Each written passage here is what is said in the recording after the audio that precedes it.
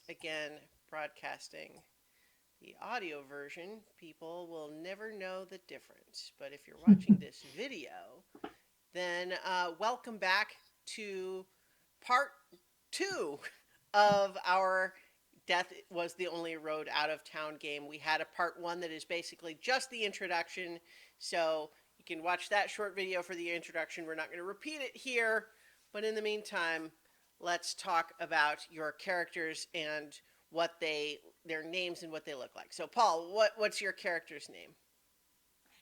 My character's Oh, name is I have a question first. Okay. Are we like aiming for like noir type names, or are we actually going like D&D with this? I'm I, just I, curious. I would say feel free to put in as much D&D as you like, but we are playing a noir flavored game. Okay. So, Paul, your character's name? my character's name is Byron Burkowski. All right. Byron.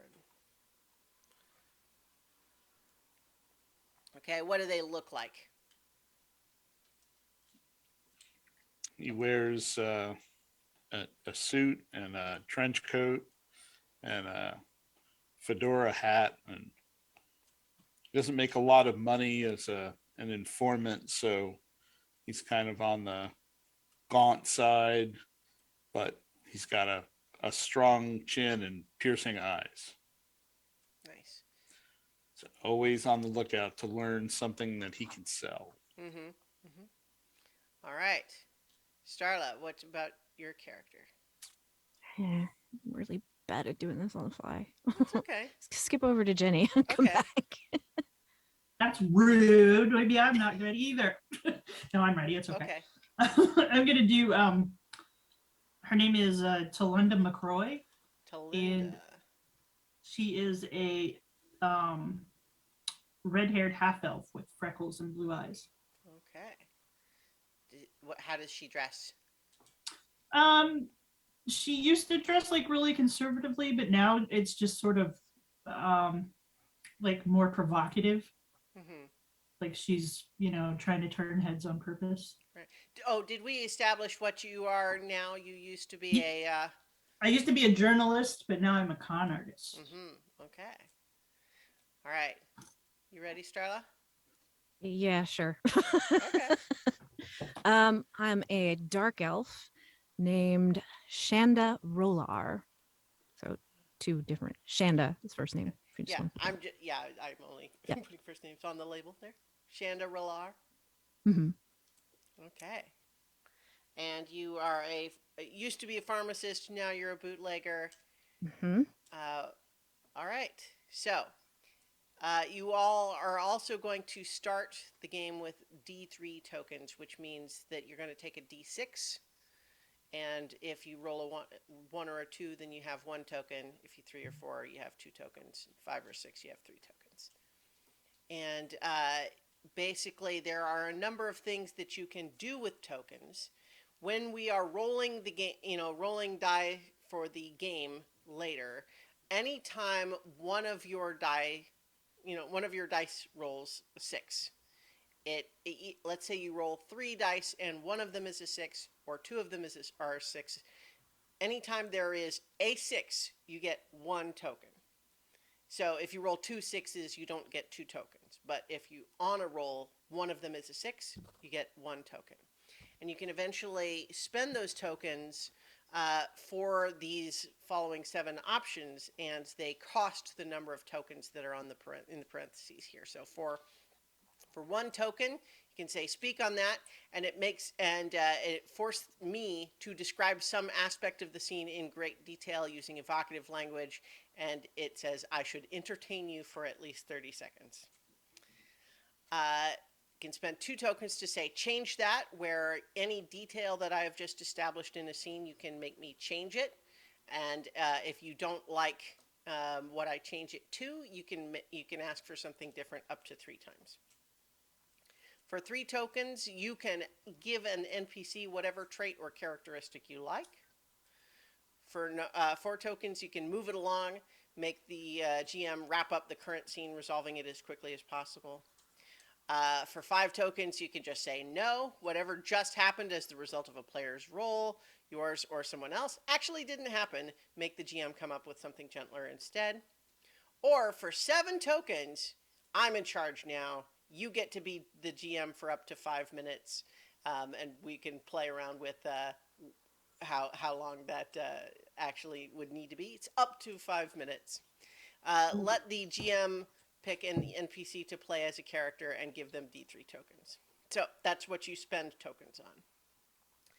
The actual dice rolling is just that anytime you're going to need to do something that is risky, dangerous, or important, you're going to roll a number of D6, and I'll tell you how many. And it's basically the harder it is, the more D6 you have to roll. And the thing that you would like to do is have all of your dice come up with different numbers. So, for example, if you roll a 1, a 2, and a 3, that's a success. If you roll a 2, and a 3, you've got a match, and that means you messed up. If you rolled all 2s, you messed up bad. So that's the basic idea. But as just mentioned, if any of them are a 6, regardless of whether the roll is a success or a failure, you do get a token. And so there's going to be various consequences that might happen as a result. But part of what we're establishing here is that the consequences are maybe not what they might be in a real world, because this is actually occurring in a dream. And so that's you might find that the consequences are not what you would expect in a standard version of that situation.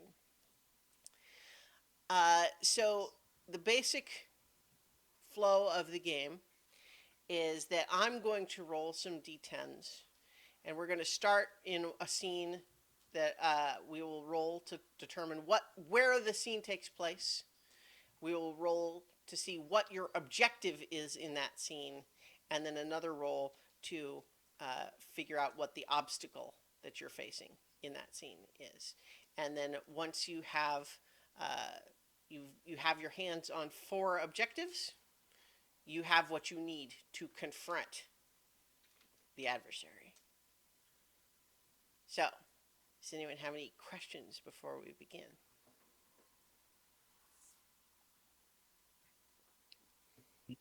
It's fine if you do. I mean, it's a new game and all.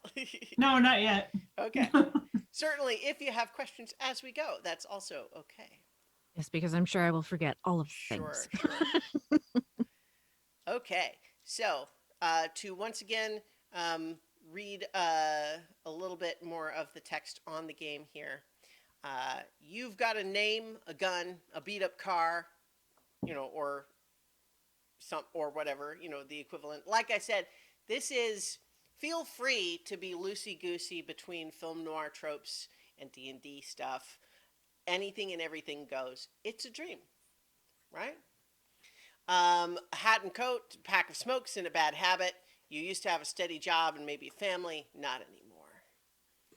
The city, rows and rows of rundown tenements, punks on the corner, gin joints and drug dens, factories rusted and silent, same as the docks. Folks with money insulated from it all behind steel and threats.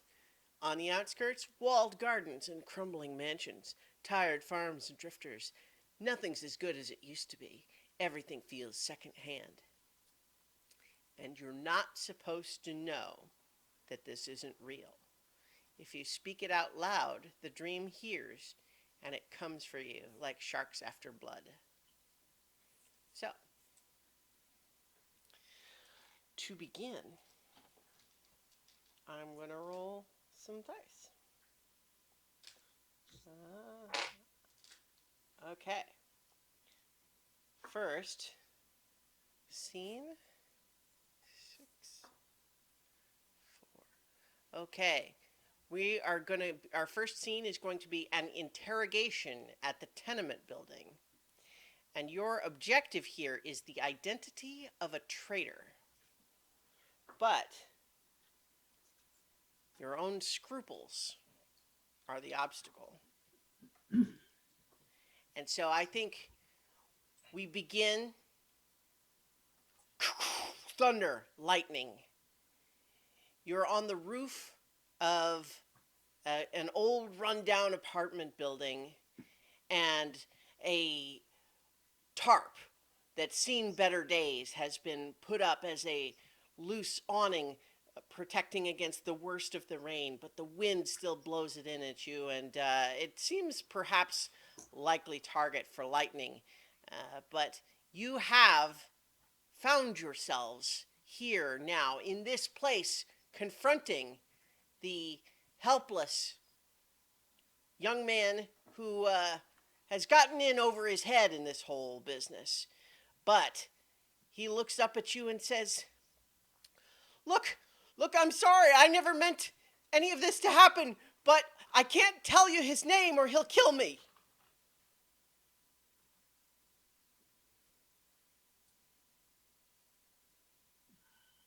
Hmm. What do you do?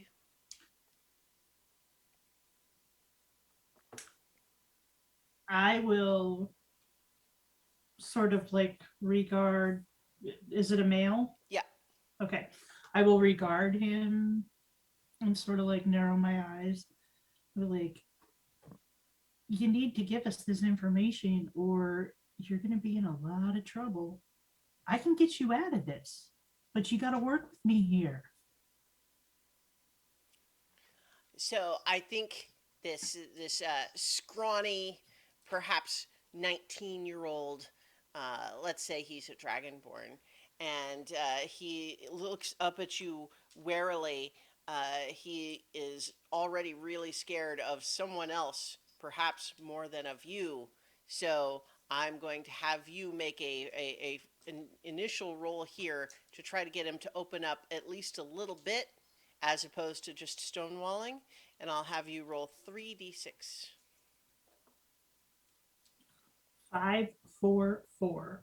Okay, so unfortunately, with this, with having 2 4s, that means you messed up. And so I think what happens is you are standing here, is all of a sudden the ground that you're standing on, the roof of this apartment building, starts getting sort of sticky and soggy, and it's like you're starting to sink into it just a little bit.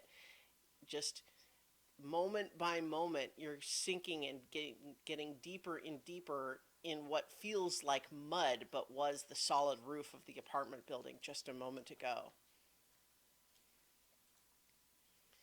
Look, you don't understand. You know, all of you would just really be better off just forgetting this all happened. Look, this is my business. I gotta make money here. So just point us in the direction of, where to find the product. So, because you are mentioning that it's your business, because you all have a thing you used to do, a thing you do now, that could imply certain skills that you might have.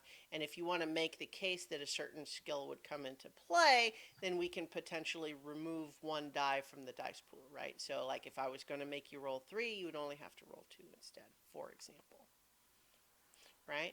But in this context, I think he'll say like, what do you mean the product? What do you mean the product? Look, I had a delivery to make, and clearly something happened because it didn't get where it was supposed to go. So somebody talked, and it needed to go somewhere, right? Right.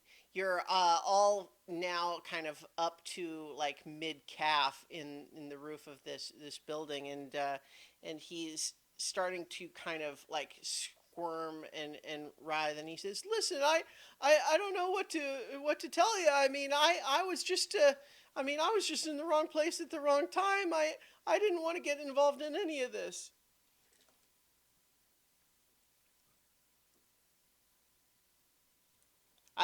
I'm not trying to deny your attempt here. I'm just trying to play it out a little more. Right. Yeah. I'm just trying, yeah. Thinking on the fly is Sure, not my sure. strong No, suit. don't worry about it. It's okay. It's okay. This is all just a dream. Is there anything aside from the roof, like, and the tarp? Are there any like boxes or Oh yeah, for sure. Like, well, like this is an old rundown tenement. You think that it's possible that this whole tarp was set up by people who are sleeping rough because they didn't have anywhere else to go. But now on this particular night, anyone who might have been trying to sleep there has sought out a better, drier place. Right now, the thunder crashes, and you're all sinking into deeper and deeper roof mud. all right, so is there a door or a ladder from the roof? Oh yeah, there's a door that goes down to the stairwell of this building, and I think there's other nearby buildings too. Look, man, this is unpleasant for everyone. Just give me a name and we can all get back inside out of this weather and out of this muck. Hmm. So I'm going to make this actually an even harder roll still, partly because the obstacle in this scene is your own scruples, which I am interpreting as meaning maybe the nice approach isn't going to be the way to get you what you need. But I will let you make a roll here for 4 dice because it's essentially the same approach that didn't work a moment ago. All right, so that's 1, 6. And so I have to roll this 4 times, right? Yep. 5 and a 4. Wait, so it was 1 6. 1 6 5 4. Okay, well, so you did roll a 6, and that means you get a token. And so I think in this case, then you are, you finally start to make some headway here, and I think he's looking around him because he kind of was sitting down on the ground in this setting, and he's starting to slurp deeper into this mud, and he's looking more and more wary, and you just looking down with friendly face and an offer just to help, and he says, well, okay, I mean, maybe I can tell you, the guy in your operation that sent the product elsewhere, it was Esteban. Esteban did it. I had nothing to do with it. They made me, but you got to protect me. You got to protect me. If they find out that I told you, I'm a goner. You got to help me. And he's like trying to raise his hands up, but he is like almost about to be swallowed up in this sinking mud. And all of you are up to your thigh now in this quagmire. I'll give him a hand. Yeah. Anybody want to help? Yeah, I'm gonna help No. too. Okay. Well, so there's not really any help mechanic, but certainly either Shanda or Byron can. In fact, Byron perhaps can try to, because he's a soldier, maybe you have physical skills. So I'm going to Yeah. say that this is would be a 3d6 challenge. But if you want to make the case, for example, that your physical abilities would make that easier, you could roll just 2d6. Well, yeah, I mean, he's in good shape from being in the army. He Yeah. does his calisthenics. Mm-hmm. Yeah, I'm just trying to, illustrate the mechanic there. So go ahead and roll 2d6. I got a 5 and a 1. Okay, so yeah, as you describe this scene, as you are struggling down to try to pull this kid free from the strange soupy mud that has resulted from this roof seeming to just disintegrate right beneath you. What does it look like?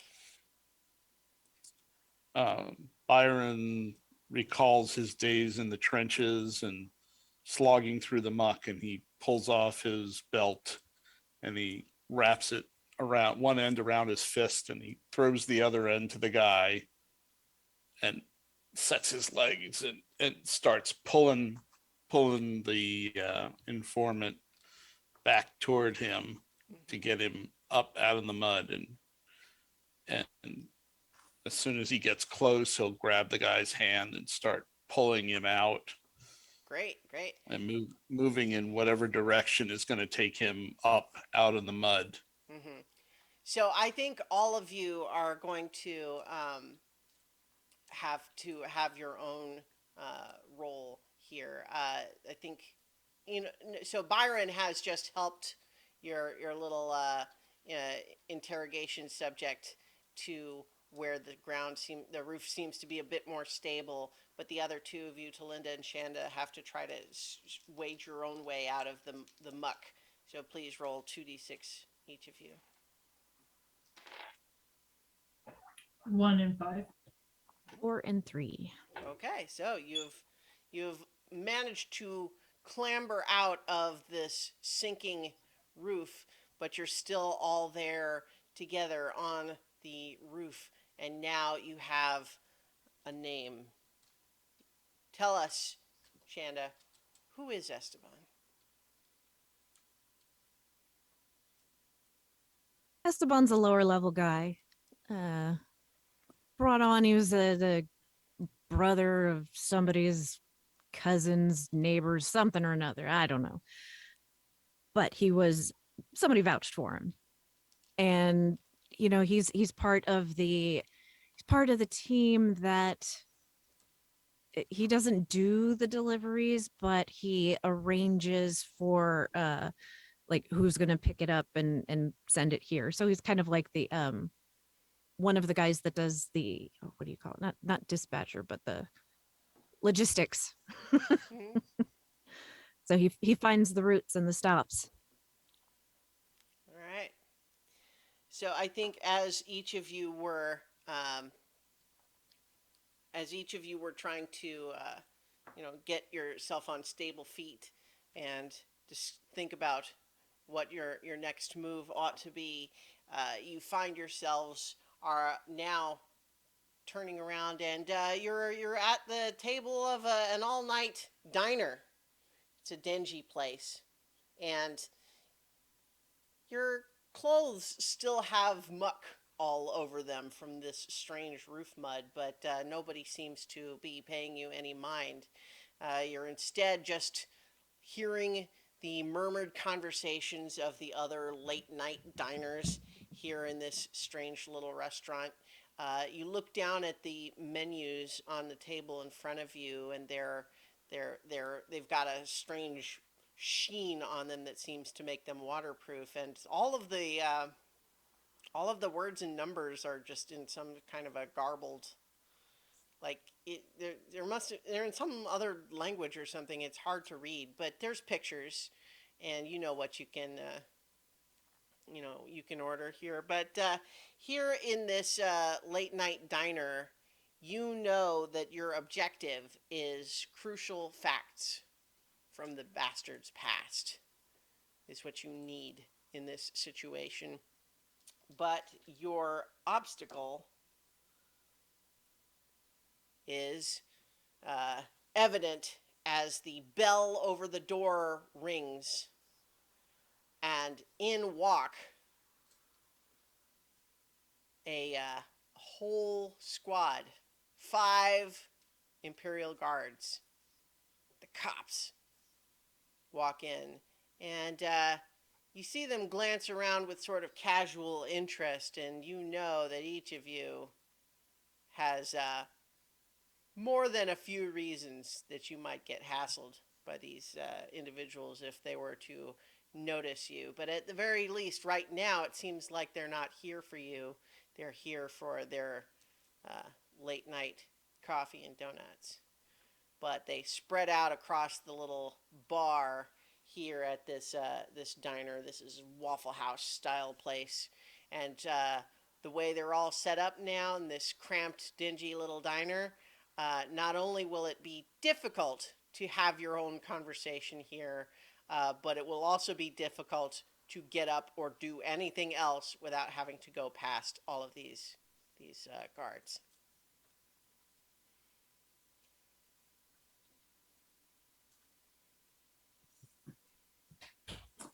So who has our order been taken yet?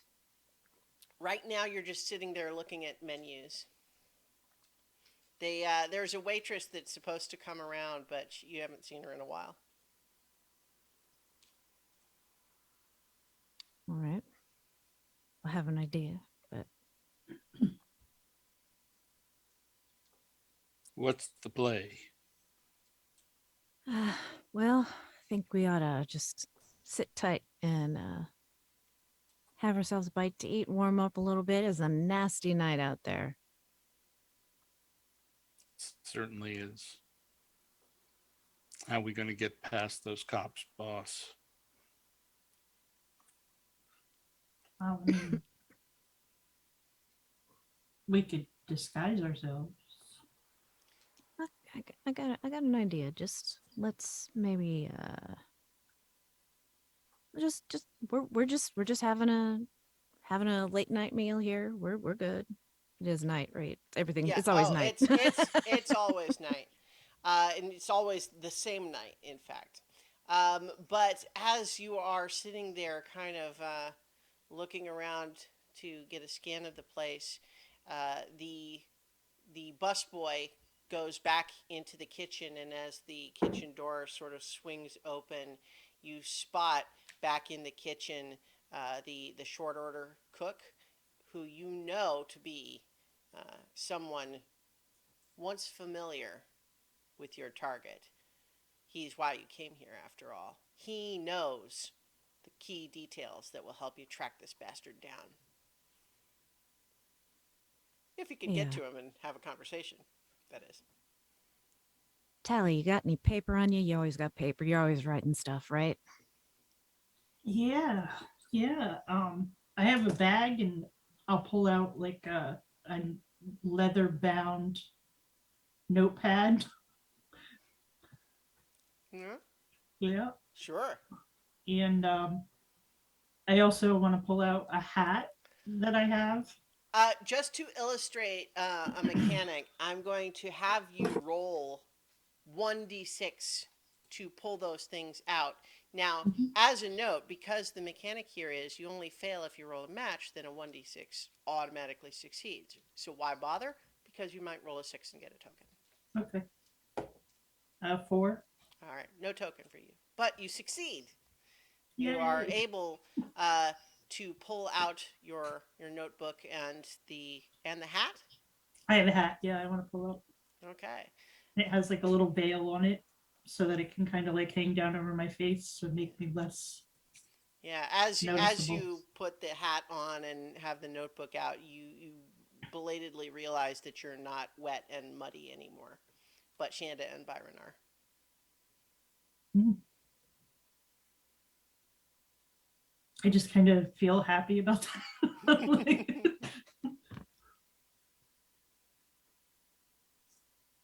what do you want How? this for? Well, I'm thinking maybe maybe we can get our friend back there, pass him a little note. Got to be subtle though. Oh, we could give it to the dishwasher. Busboy. Mm-hmm. All right. But it's gonna be hard to get my head clear without a cup of Joe here in front of me. Got to warm up a little bit. I'll look around for the waitress. Oh yeah. So are you trying to kind of say that out loud in a way that might attract a waitress's attention? Yeah, not like shouting, just like, oh boy, I'm thirsty, that kind of thing. Sure, sure. Go ahead and roll 2d6 for me. Whoop, that one landed cocked. It's a 4, and that's a 5. Okay, yeah.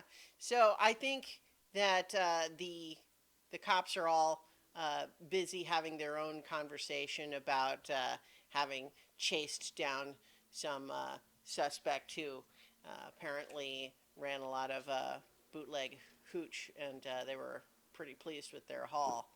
Uh, but so they're busy amongst themselves as you manage to flag down the waitress who saunters over with her own little notebook and says, "Yeah, so how? What can I get for you, huh?"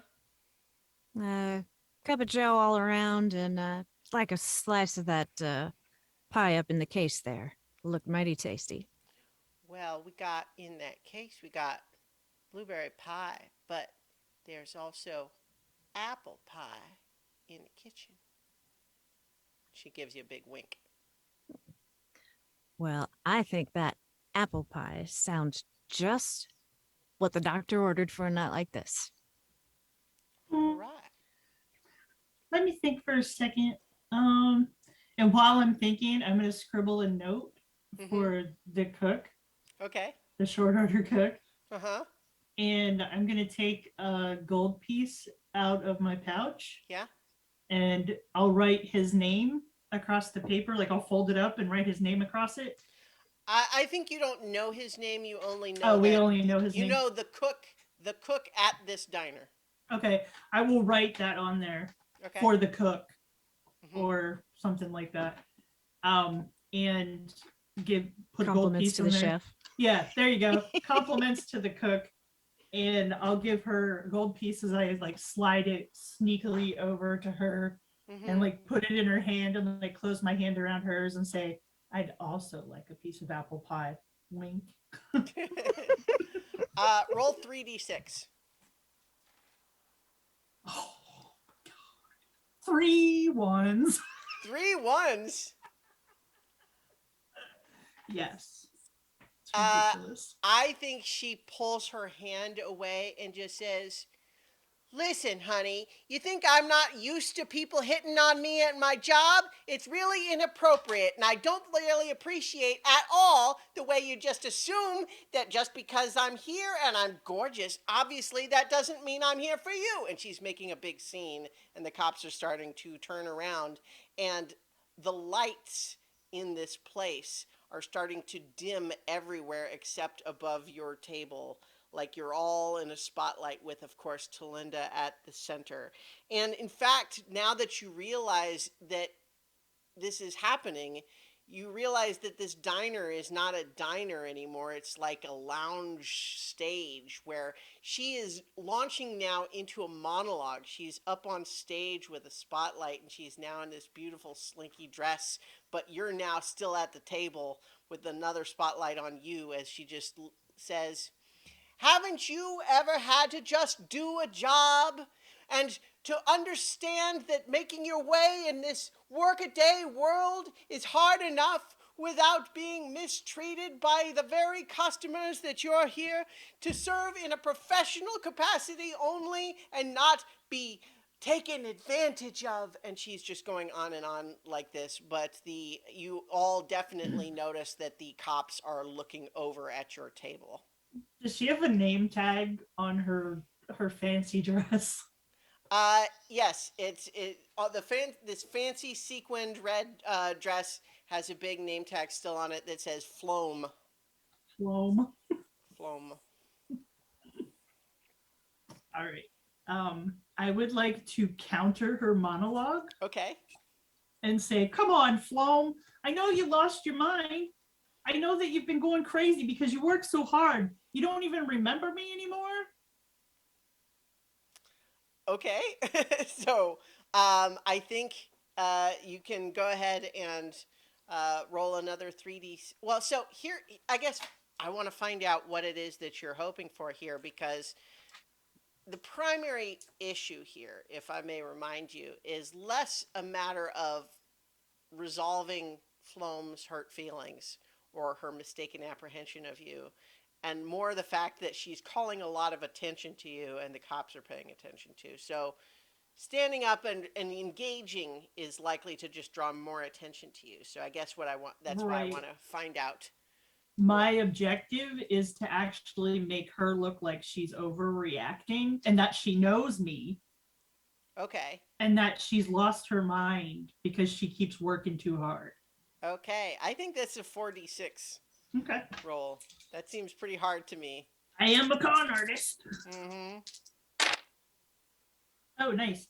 1, 3, 5, and 6. Okay.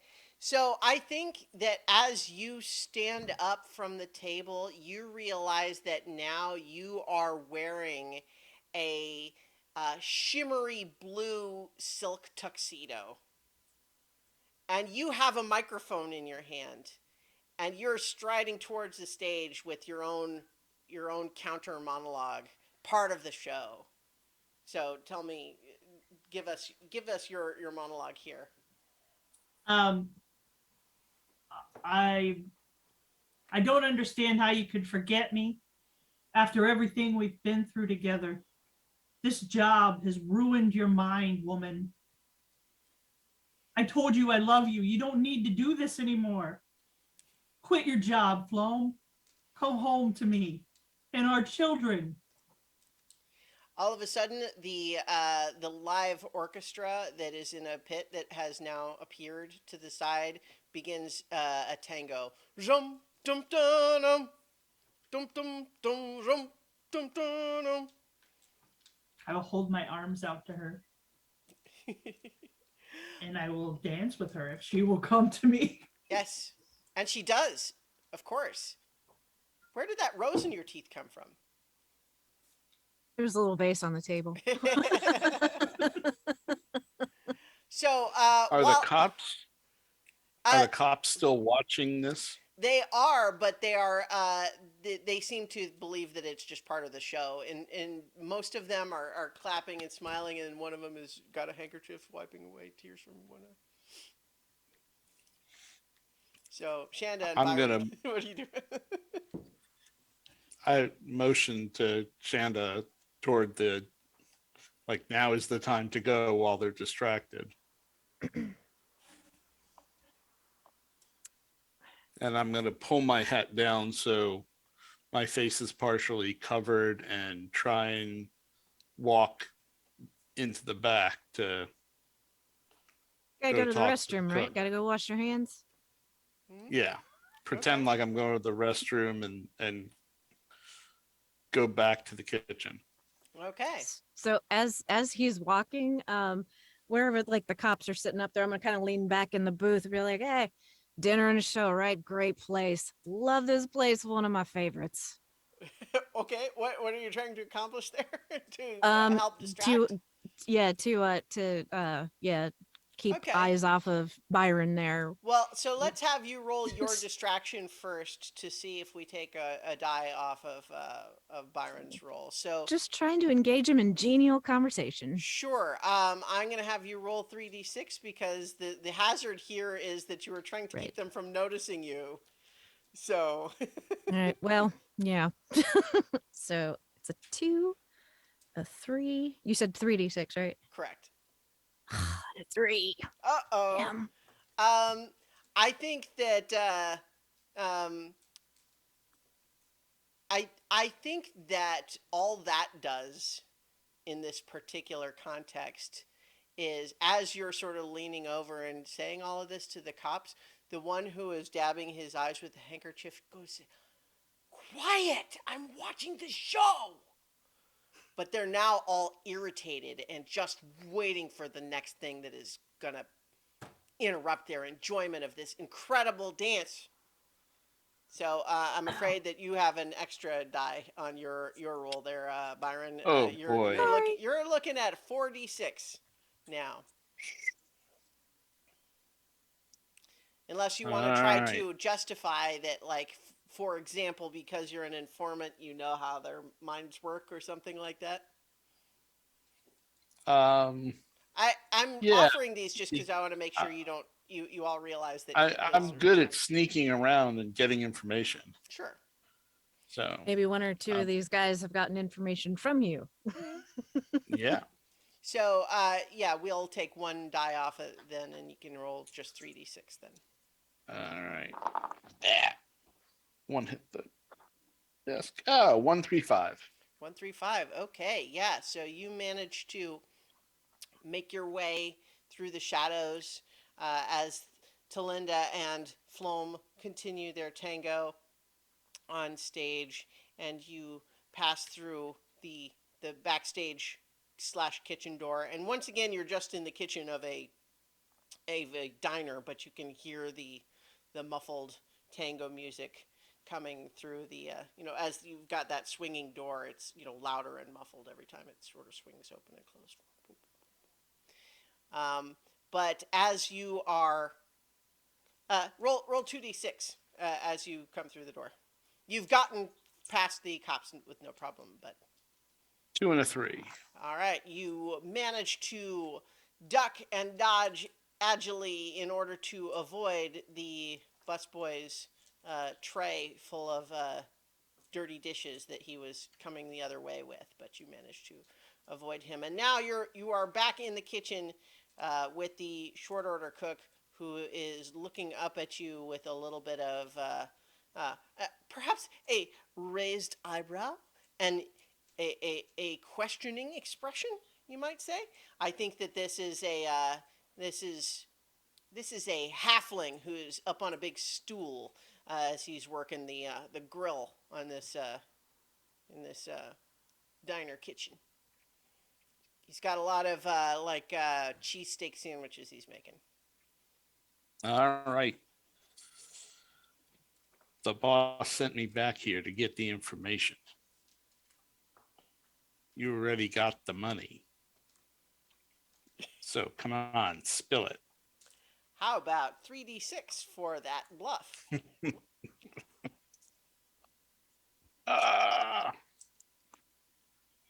5, a 2, and a 1. Okay. Can't roll a 6 to save my life, but And so you've got the money. I need the information, is what you say.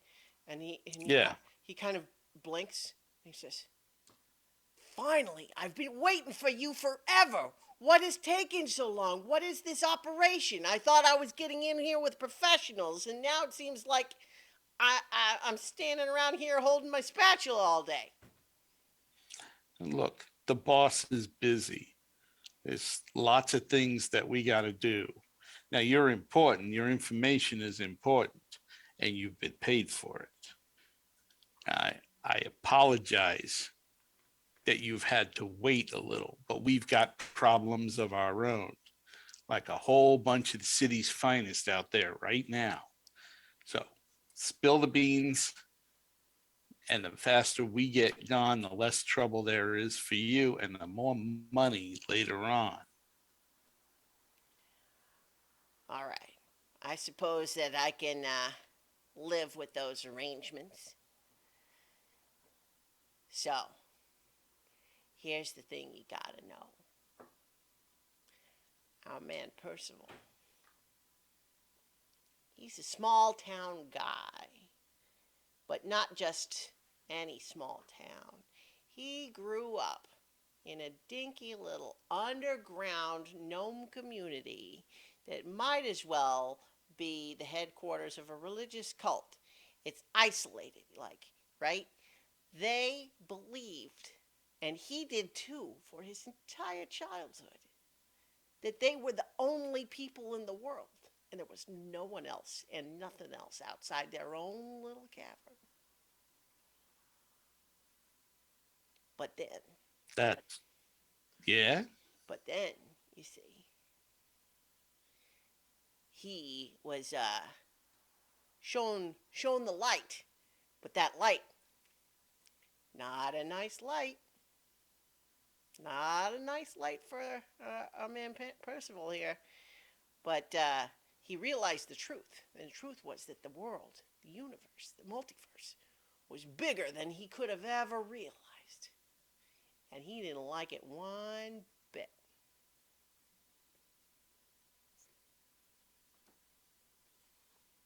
So, what he's looking to do is try to, yeah, see, he kind of fashions himself almost like a superhero, you see. Like, he wants to protect the world from all of this evil that he sees outside of the reality we all know, right? This is what he says, is that just like that little cavern that he grew up in, and everyone thought that was everything, but they were wrong, right? He says, all the world that all the rest of us know is just like that cavern. But that if we are going to be safe and happy, we need to stay thinking that.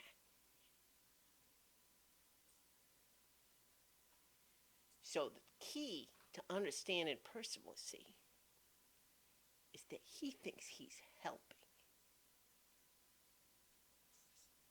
Mm, ponderous, man. Hmm? Absolutely ponderous. Yeah, yeah. Real noodle baker, huh? Oh, yeah. Now, Is that all you got? well, hey, look, I'm the only person who's going to be able to give you the inside scoop on him, and that's because I'm the only person he trusts to shine his shoes. And that is the only time he can even relax just for a second and let things slip to the person who is going to know the right things to say in that situation. All right. Well, you get more information, and there's definitely more money coming for you. All right, well, the thing though that gotta warn you about though is, I've done my part here, but I think if you're gonna go after Percival, good luck, man, because that seems like a death sentence to me. Maybe it is. Maybe it ain't, mate. I've been through the trenches. I've been through the war. I survived that. I can survive one guy. I just do what the boss says. Yeah, he may just be one guy, just like this griddle in front of me is one griddle, and he takes his big old metal spatula, scoops up a bunch of this this cooking steak, flops it back, and it goes sizzles. One guy.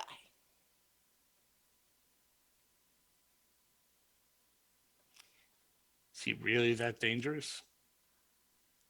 Well, let me put it this way. And I'm going to ask you, as you look into his eyes, to roll 3d6 for me. All right. 2 6s and a 1. Okay, well, you get a token for rolling a 6, but as you are suddenly looking in his eyes have suddenly just become completely black holes, like they're like voids into nothing. Not even like his eyes are black in color, but like they are literally, you know, just holes now into nothing. And they then smoke starts to trickle out of them, and he just falls over dead right in front of you, and a fire starts on the griddle. Time to go. I'm Uh, I'm gonna yeah. So in the meantime, Shanda, what are you doing? Are you just watching the show, trying to run interference? What are you doing back at the booth? Well, if the show's still going on, I'm still watching it, but I think when Talinda comes dancing past, I'm gonna try to put a small vial in her pocket. Okay. What is Mm. the vial? Um, a sleeping draft. Okay. All right. So, Talinda, I'm going to have you. You're continuing to keep up the performance, I imagine. Mm-hmm. Um, please roll 3d6, and this is would have been a 2d6, but now it's 3 because Shanda's distracting you. Oh my god, 3 5s. 3 5s. Why do I keep rolling the same number all 3 times? Use different dice. I only have 4. So Got blood.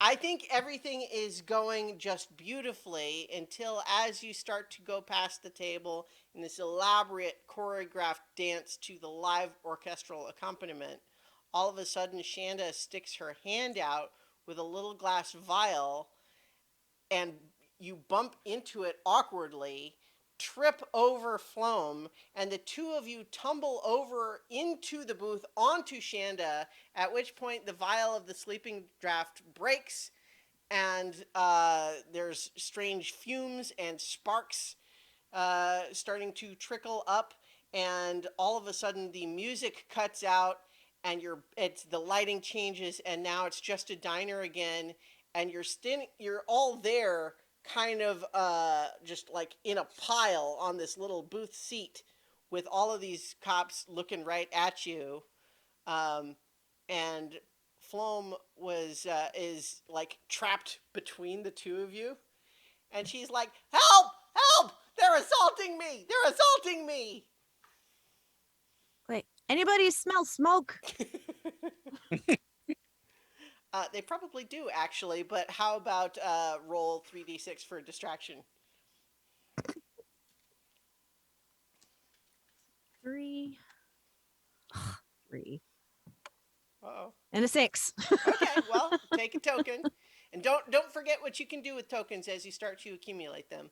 But Right. that's another. At this point, um, I think as you say, does anyone smell smoke? And one of the cops just looks at you and says, "Hey, doesn't she meet the description of the guys we picked the guys we picked up that said there was the boss?" "Yeah, I think she does." And they stand up and they start getting out their clubs and their handcuffs. I'm gonna pick up Floam and throw her, like shove her at the cops. Okay. So we can make a quick getaway. All right. Well, so go ahead and let's have you roll 3d6 for that. 1, 3, 4. There you go. Nice. Describe this for me. Like, do you like literally like have her sideways up over your Yes. head? Whoa. Like So- I pick her up and I just like toss her so that she lands like right in the middle of all of them and sort of like knocks them together and over and Yeah. makes it impossible for them to like run after us. We hear the sound of bowling pins Yes. as they collide. Byron, what are you doing? The kitchen is on fire.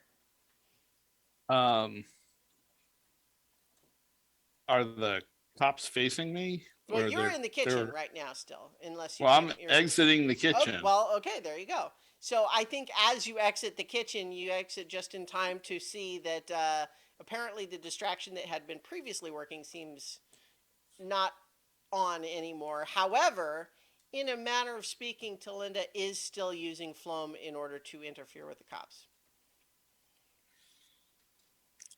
Just a Okay. user. I'm going to try moving into a position that puts me at least halfway to the door, Mm-hmm. and then I'll turn around and point at the kitchen and go and yell, "Fire! Fire in the kitchen!" and try and distract the cops. Okay, well, so the cops are all like tumbled together right now. I think that. Oh, like, okay. Right, so like they're in a tumble on the floor. I think they are not real. At least in this moment, they are not in the prime position to do much except try to untangle themselves. But they are taking up the floor space, so you would probably need to get around them in some way. But distraction is not really required at this point. Okay, then I will try and get around them, Mm-hmm. even if I have to like walk on the counter or Oh, sure. something like that. Yeah. Are there any like free chairs laying around? Probably, but let's do Byron first though. So let's see. This would be this would be you're hopping up onto the little bar counter to run along that Yep. to sort of run and jump past them.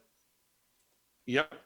Okay, so I would say do I would say do 3d6, except that I think again this is another thing that your soldier thing might give you Yep. a leg up on. So roll That's 2d6. what I was hoping you would say. All right. 2d6. A 4 and a 1. All right, yeah. So you succeed. You're able to. So are you going ahead and moving all the way to the point where you can jump past them and have clear path to the door, or are you trying to still run an interference for Shanda and Talinda? I'm trying to run interference for Shanda. Okay. She's the boss. All right, so we'll say that right now you're standing up on the bar still, And you could jump down and run out the door if you want, but right now you're trying to stay in position where you could help if that's needed. All right. Okay, Shanda, what were you doing? Um, so I'm picturing one of these diners that's like windows all along the side, Mm-hmm. big old windows. Yeah. And I would like to take a chair and try to smash the window and go through it. All right. So I think that this you were in a booth, so Mhm. I'm going to add an extra die to have there be a chair, um, because you're having to manifest a chair from. Well, well, that's why I was asking. Like, would there be chairs up at the Well, counter? well, I think that these are the chairs at the counter are not like freestanding. Mm, But okay. but that's okay because this is a dream. So if you need there to be a chair, there's a chair. It just makes it a little bit marginally more difficult because there's Okay. that moment of recognizing, wait, was there actually a chair there before? How many did you say? Let's say 3. I know that 3 keeps being a pretty standard, but that feels like that's a good medium challenge. 2, 5, and 4. There you go. All of a sudden, there's a chair in your hands and a big old window. Feel free to narrate. It's like very much like just like in a cartoon or one of those action movies where they go through the plate glass window and the chair comes flying. It's like in slow motion and hits the glass and it just shatters into a million tiny little sparkly pieces in this beautiful waterfall. And The I yeah. the glass pieces shatter outward and begin flying in slow motion as you have created this big opening in the window, but now you're seeing this almost like a flower of ice crystals spreading out from the glass as the little bits of glass seem to almost be suspended in air, moving impossibly slowly. And I will hold out a hand to Tally's like, let's go and make a motion to Byron to head out. All right, I'm gonna blow Floam a kiss and uh, gonna leap out the window. roll 2d6 for the blowing the kiss. Oh, a 1 and a 4. Uh, as you blow the kiss, you see her um, sitting up, looking a little bit dizzy from where you threw her at police officers. But as she looks up at you and you blow her the kiss, she catches it and holds it to her heart. And then the two of you disappear through the window, and Byron leaps down and runs out the door. And then all of a sudden, the 3 of you, or not, there we go. The 3 of you are running through the path, the misty, hilly pathway that leads between rows and rows of gravestones. You are in a cemetery. And I have grave reservations about this place, boss. and what you know that you need to get here is a date book. The date book that's going to tell you where Percival's going to be.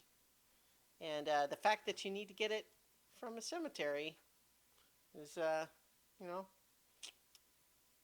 not lost on you.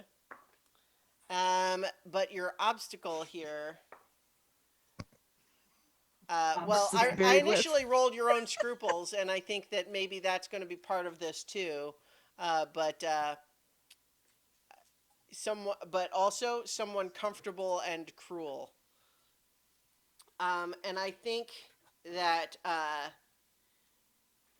you know this is your scruples and someone comfortable and cruel are coming into play here because what you realize that you need is the date book that a you know, Esteban, you discovered, was killed and buried with the date book that you need. So it's a fresh grave, but you're going to have to dig him up. And as you are making your way to the gravesite, there's the gravedigger is there waiting for you when you arrive, and he's just standing there with kind of a morose, patient expression. I'd like to approach casually. Are you the gentleman that we are supposed to be conversing with this evening? Well, I am the gentleman that you must converse with if you wish to continue with your current course of action. So, what did we arranged for this? You said a case of the finest, right? Well, that's a start.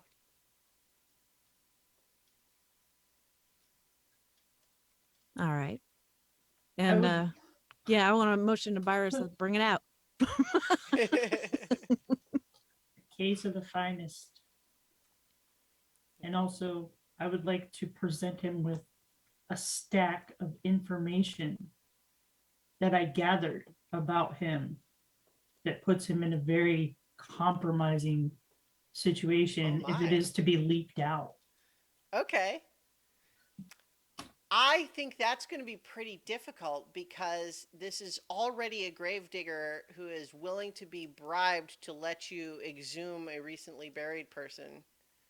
So I'm just trying to think about, like, what is the blackmail that would get that guy scared? I don't know, but no, I'm no, wondering. I love that. I'm just saying that I think this is a difficult. I would say it's a 4d6 challenge, Okay. but you were a journalist, Right. and so I think that that is something that might you have the background that might have let you research and find out what something that might be useful here. Okay. 5, 4, 6. Aha. Oh well. 3. So you. Oh, I rolled all 4, but yeah. Yeah, that's okay. I didn't need the last one. You did get a 6, so that means you have a token. Mhm. And so then I think you do have it. But tell us what it is. What is the dirt that you have dug up on this gravedigger? That a lot of the men that are buried here weren't originally buried here, but he dug them up like the old people that were in these graves, and he buried the dead lovers' husbands. What? So he like He's a murderer who Oh, okay.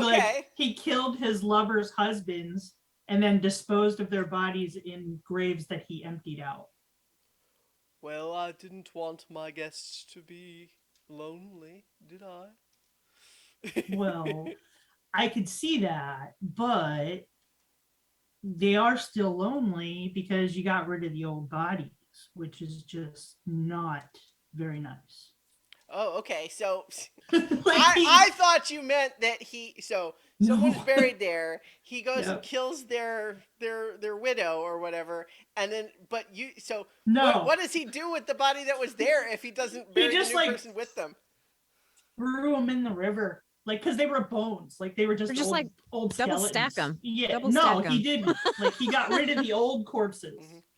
Like he got rid of the old bones. Maybe I'm he sold them to a necromancer. I am a complicated individual, and I do not have to account my motives to you. Maybe not, but you may have to account them to the kappas. I would see that as a situation to be avoided if possible. All right, then cough over the date book.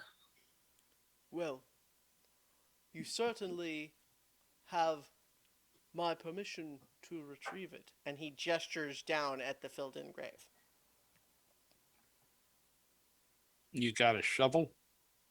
He hands you the shovel. Uh, I'll start digging. Okay. I don't feel right about it though. My scruples are saying it's not right. What about your scruples, Byron? I think your scruples mean that this is a 3d6 roll. All right. You know what? I'm going to say it's a 46 roll actually, because it's hard work and your scruples, as previously mentioned. I So, think a bottle of our finest might loosen those scruples a little bit. yeah, okay. So we can maybe make that bring it back down to 3. All right. 3, 4, 6. Okay. So once again, take another token for your 6, and you are digging, digging, and digging, and digging. So this takes a while, right? It's not just a couple of minutes. And there is only one shovel. So while this is proceeding, what are you doing, Shanda and Talinda? Getting the gravedigger drunk. Oh, yeah? Oh yeah. Yeah, and I'm gonna try to convince him to give me the jewels that he's stolen off of corpses. Okay, okay. So I think that She has is, no scruples. well, Obviously not. This evidence is anything, they're it's different true. scruples. Hey, look, you're in a tough spot. The city is ruthless. You need to get by. So you are though going to have a hard time with that, um, because on the one hand, he doesn't want to be blackmailed, but on the other hand, it's not like you're squeaky clean No. at this point. So I'm going to say that's a 46 to try to convince him to give you jewels. Okay. 1, 3, 5, 6. Token and a success. So yeah, I think Shanda, what is your reaction as you watch Talinda badgering this gravedigger into handing over some uncomfortably muddy and sticky jewelry? I'm thinking next time I need to make some deals, I'm gonna send her instead. Mm-hmm. Now, Tough life. if you do wish to fence that jewelry, I would avoid the Old Town district, as that is the location most likely to have people recognize the provenance. I got a fence on the other side of town. Are you just drinking, Shanna? Yeah, I will make sure to I'll direct the digging. Be like, there, you missed a spot over there. Okay.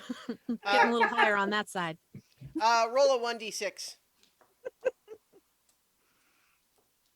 2. Okay. No token, but you are successful in pointing out the spots that Byron missed. Okay, Byron. Dig.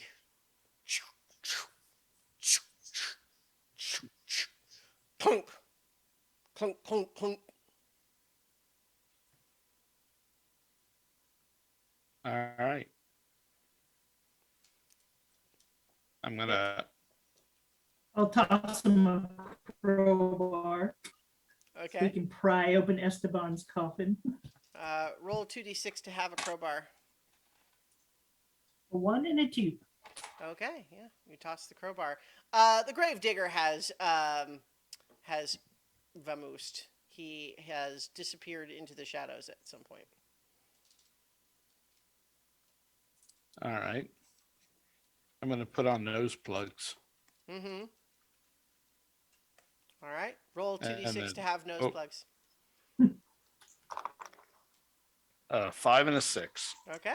Take another token. You have nose plugs and you have a crowbar. All right. I put on the nose plugs and I use the pry bar to open the casket. Okay. So you open the casket and you all look down at Esteban, who not only is looking pretty fresh, given that he was only recently killed, but in fact, he actually opens his eyes and looks up at you, Shanda, and he just says, I didn't mean to betray you, boss. I just thought I was showing initiative, but now I'm killed. Happens to the best of us, man. Well, but what about my poor old mother? She's sick. She will be taken care of. Well, what does that mean? You know that because I feel like in the business we're in, that could mean like you're gonna give her money, or it could mean you're gonna like, like While kind of like while what he's happened to saying that, I'm standing behind Shanda going, me.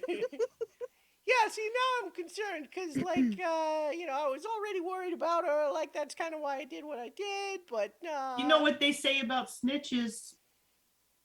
well, now, technically, I wasn't a snitch. I mean, I understand there was a betrayal involved, but that's not actually what I did. It was more that I was working with a rival organization, you see, well, okay, And look, you, I'm not trying to make excuses for myself, just to make sure we're using the correct terminology. well, like snitches, you end up in ditches. You're lucky you're in a coffin. He looks around and says, "This is actually pretty nice. You know who paid for it?" Not your mama. Well, no, I wouldn't think so. You're welcome. Oh, boss.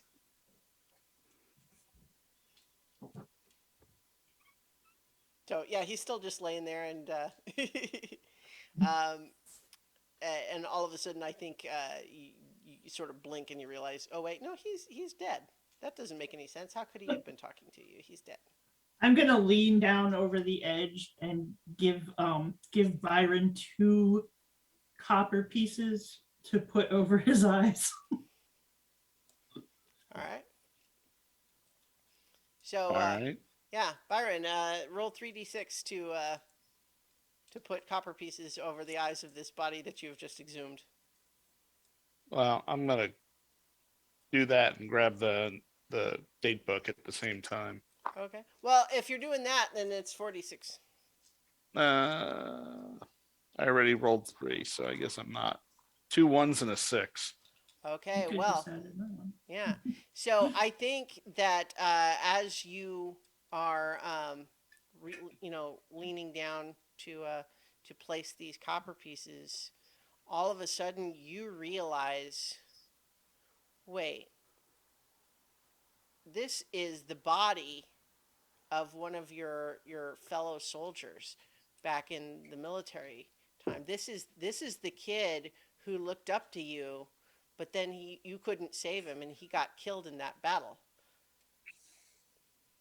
And in fact, as you start to try to place the copper pieces, the eyes open again. But it's this this kid. His name was Harvey, and he just looks up at you and says, "Byron, what happened to me?" I couldn't save you, kid. I'm sorry. I tried as hard as I could, but I couldn't get to you in time. It was just too mangled. I'm cold. I'm cold, Byron. I'm Do you sorry. see this happening? Yeah. Okay.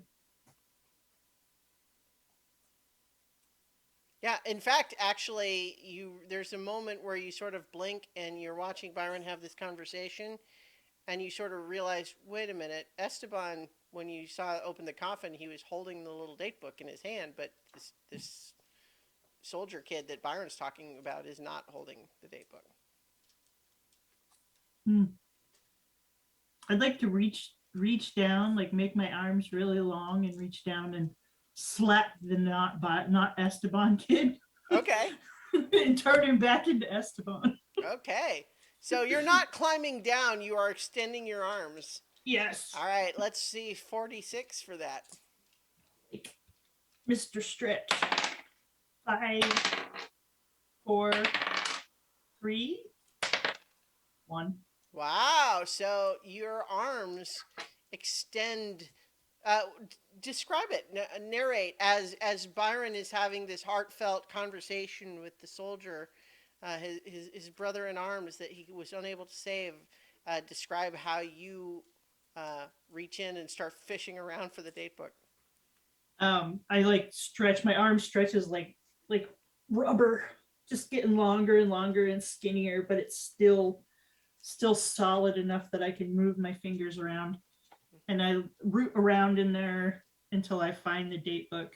And as I bring it back out, I slap the kid across the face with it and say, "You're Esteban. You're Esteban." Mhm. So Byron, that happens, and Harvey is looking at you and says, "Why does your friend keep calling me Esteban?" We came here to see Esteban, Harvey. I'm so sorry. You I mean you couldn't didn't come? save you. You didn't come for me. You left me there. I had no choice. He was all blowed up. Roll 3d6 to grapple with the the pain of this memory. 2 1s and a 5. Okay. Well, I think you find that as you kind of look around, you are not in a graveyard anymore. You are on the battlefield, and you're looking down at Harvey as you last saw him. Um, and you don't see anyone else around you, but you're hearing various blasts of explosions and firebolts and strange magical spells going on all around you. I'm going to burn 5 tokens and say no. Okay. That's exactly what they're good for. So I think instead, what you find then is that um, you are now in. Well, hang on. So this is.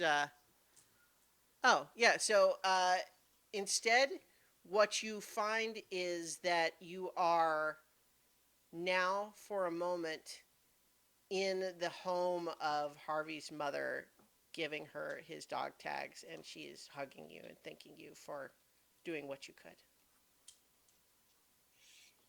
I tried. I tried, Mrs. Harvey's mom. I tried so hard to save him.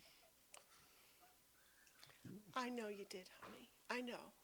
And she gives you a big hug.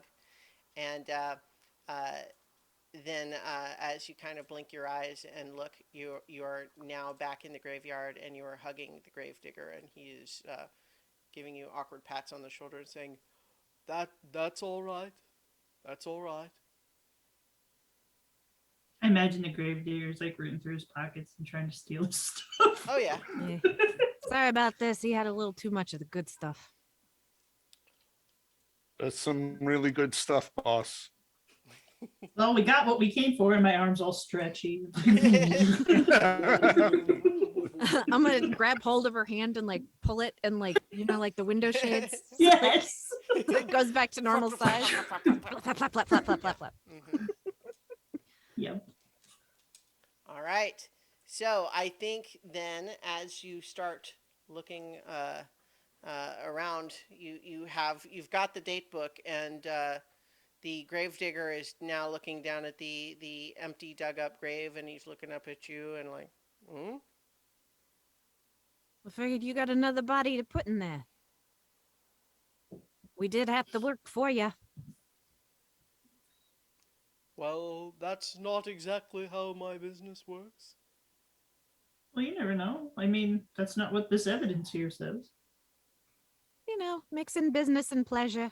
You Sometimes it's all right.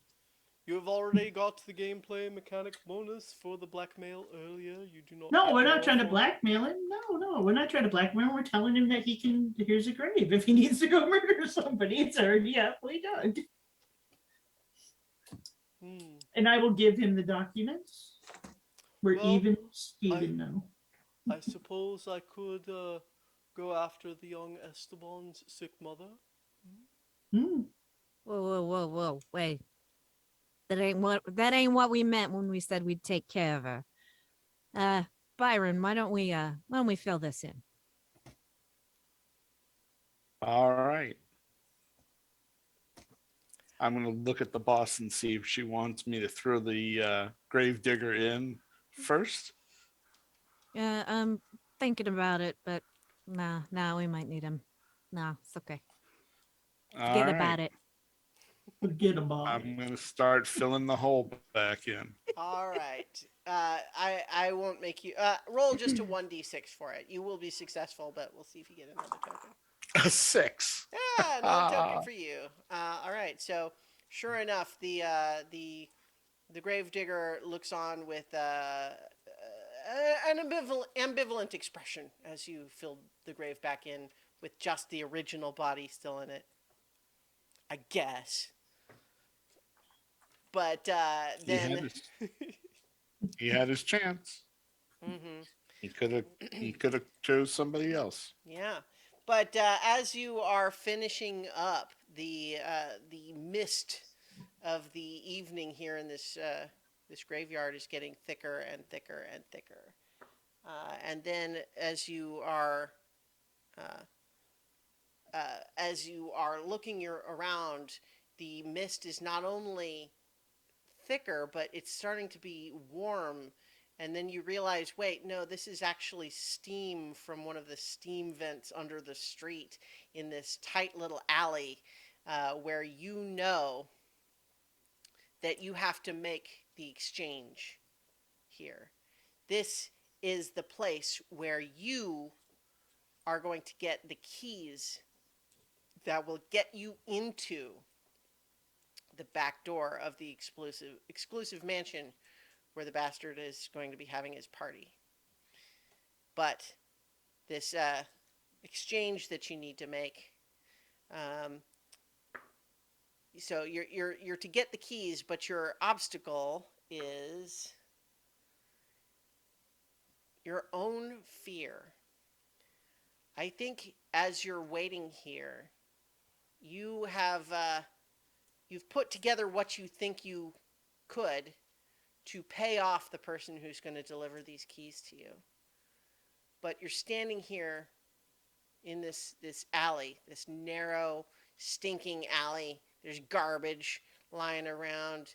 There's no lights here, so it's very dark, and everything is you hear dripping. You hear like rats squeaking around, and each of you is finding that somehow just the closer you get to the prospect of actually trying to confront this guy, the more and more you're getting the feeling that you might be in over your heads. Like someone who was able to somehow get you in this situation, might he be too much for you, even working together?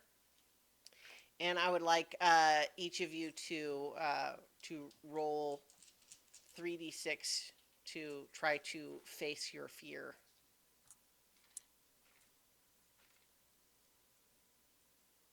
4, 5, and 3. No, 4, 4, 4, 5, 3. and 6. Okay, so Byron and Shanda were okay, and Talinda, you got 2 4s, is that right? Yes. Okay, so what is Talinda's biggest fear? Getting knifed. Okay. Um, I think that you are uh, standing there with the others. It's very quiet. You're all just hearing each other's breath in this, and you're thinking to yourself. You're imagining how this is all going to go down, but then you feel just like cold, like a cold feeling in your stomach, pit of your stomach, and you look down and you see that there is a big knife stuck into you already, and you see a little bit of blood coming out from around it, but it doesn't hurt. It just feels cold, but it feels more and more cold as you stand there looking at it. I just stand there staring at it like, like with my arms out, like what the. How, Yeah, Shanda and Byron, you look over and Talinda has a knife stuck into her belly. what are you doing? I told you don't mess with that. If you move around too much, it'll you start bleeding even worse. yeah, but I don't want it there. Well, I don't can't like get it. you any potions right now, can I? Oh, you're like supposed to be the boss. Don't you carry potions around with you? Yeah, I got the ones that this guy asked for. And they not gonna help you. Oh, I've Can we- seen wounds like this before. It's just a scratch. You're gonna be fine. As you say that, I think once again everyone kind of looks down at like just the handle of a dagger just sticking out of the center of her belly. I never wanted to be knifed. Shanda, and what was your biggest fear that you were confronting? That the things, the potions and things that I would brew up, they would be used to hurt the innocent. Mm-hmm, mm-hmm. I think the thing that allows you to move past that in this moment is the recognition that in this place there's no one innocent anymore. That tracks. It's a hard knock life, boss. Byron, what about you? What's Byron's biggest fear? Byron's biggest fear is winding up like Harold, just getting blown to bits. Harvey? Harvey. Oh, incidentally, Talinda, you are currently slow because of your knife wound. So Okay. you are going to have to add one additional d6 to every physical challenge. Okay. But so I think as you're standing there, you hear a rustling sound at one end of the alley, and there's for a moment an enormous silhouette shadow that resolves itself into a tiny little aged gnome. No, excuse me, a goblin. Let's say it's a goblin with the big ears and kind of a scraggly beard, and he's dressed fairly well, but looks like he's had a rough life. And he steps into the alley and just says, "So if we're gonna do this, let's do it." Let's do it.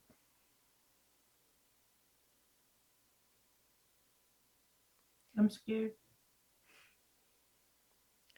Get knifed again. Well, they say the second time's even worse. Yeah, because you know what it feels like. Yeah. You can anticipate it. Uh-huh. Exactly. So who's got the stuff? Kind of I got my trench coat and I kind of like open it a little bit and you see like the vials on the on the inside of it. Mm-hmm. Got what you asked for here. Oh, yeah. Give me that juice. Let me see the keys first. Well, I'll assure you that they are, in fact, the keys that you want, just because he holds up a key. Like, see this? That's the key to my old steamer trunk. Puts it back in his pocket and pulls out a different key. Says, and this one? Is this the one? Nope. This is to the old gate at the house that I grew up in. Puts that in. My point here is that we need to trust each other, right? You need to be able to trust me that I'm giving you the right key. I need to be able to trust that you're giving me the good juice. I will pull out one of the vials and I will uncork it and He's I licking his will lips and like twiddling his fingers. So from the cork, I will offer him the cork. That's what I will Okay. do. He eats it. Oh yeah. Mm-hmm. What kind of potion is it? Well, just from his reaction, I'm gonna go with, I guess it's some kind of like see, hallucinogenic seems like a bad idea. It's Uh, skooma from Skyrim. let's see what kind. I'm trying to think like D&D wise, what might be a good potion uh to give him. Oh, it's a potion of rejuvenation, like it restores youth. Okay, nice. Um, I think he eats the cork, and then it kind of just gets a faraway look, and you watch as on his sort of wrinkly creased forehead, one wrinkle just goes. Boop. He's like, "Yeah, that's the stuff." Okay, okay, okay, okay. All right. And he reaches and he pulls out a like this key is too big to have fit in his pocket. It is like 10 inches long, big, bulky, heavy, but the end that doesn't go in the lock has an enormous like crest, a very fancy sort of coat of arms style crest on it. And the key itself, the the end that goes into the lock has all sorts of glowing runes on it and says, "Now this is a key. Now, let me tell you right now, this key will get you in the back door, past the security, at the gates anyway. Because, you know, if you're going after Percival, he's got defenses, but this'll get you in the door." And he holds it out, but he also holds out his other hand. We agreed on 5 vials, right? Yeah. If you've Well, I got hope more, you got I'll another take 'em. cork. I hope you Oh, got another cork because you ate that one. So, don't worry, I'm gonna drink it now. so I will hand over 5 vials. There's one more in it for you if you got any tips on how to get past the defenses. um, he downs the one that was open, and you watch as a couple of his little crow's feet wrinkles around his eyes disappear, and he's like, "Oh yeah, one more, huh? Well, Take another 10 years. 10 years younger. make a 3d6 roll to try to persuade him. I mean, he's definitely tempted, but So 1, 3, and a 2. all right, yeah. You know what? Okay, I'll tell you. So here's the thing, right? Like, he's having this big party, right? That's why he's doing this whole thing, but he hates parties. This is the last place he wants to be. And so you're going to find him somewhere where he can escape, right? Like, he wants to be able to get out of this party as quick as possible as soon as he stops feeling it, right? Like, he has to see the people he's there to see, but he wants to be able to get away quick. And what that means, too, is that if there's any danger, he has his quick getaway. And so, what I would advise you is before you confront him, close off his getaway route. And do you know where that is? Well, Is that the back door? Or is this something else? no, it's probably something else. I mean, I don't know all the details of it. I'm just saying, take care of it first so he can't just scoot away. All right. Well, All right. you've been very helpful. Yeah, yeah, yeah. Yeah. I will give him the extra vial. All right. He takes it and he's holding the vials all together. And it's like, it's been a pleasure doing business with you. I hope you don't all get killed, although that seems most likely to me. I've already taken care to ensure that the key can't be traced back to me, so as long as you don't tell him, I'm fine. So I suspect he'll probably just kill you right away. So I'm not too worried about it. You know what? I always did talk too much in my youth. So thank you for that. Good night. And he scampers out of the alley. Well, I hope he enjoys that. Because those effects aren't permanent. All right. What am I, some kind of magician? Retroactively, roll 3d6 because you're fooling him into thinking something that wasn't true about what. Well, it'll was. work, just not. No, as okay, long as he but the thinks it's point gonna is, no, okay, if you're putting into the story that you tricked him, he thinks it's permanent and it's not really, then I'm making you roll for that. All right. Well, the first one is a 6, Okay? and that's 5, and a 1. All right, yeah. He's just so desperate. Desperate for his lost youth. I mean, I'm good, but I'm not that good. All right. I wish she still worked at the pharmacy so I could get a potion for this knife in my guts. Used up everything we had to make what we just gave that guy. Oh, I hope I don't die. Told you it's a scratch. You'll be fine. More Swim blood. some dirt in it. Just rub some dirt. Yeah, walk it There's off. plenty of dirt hanging around here. Okay.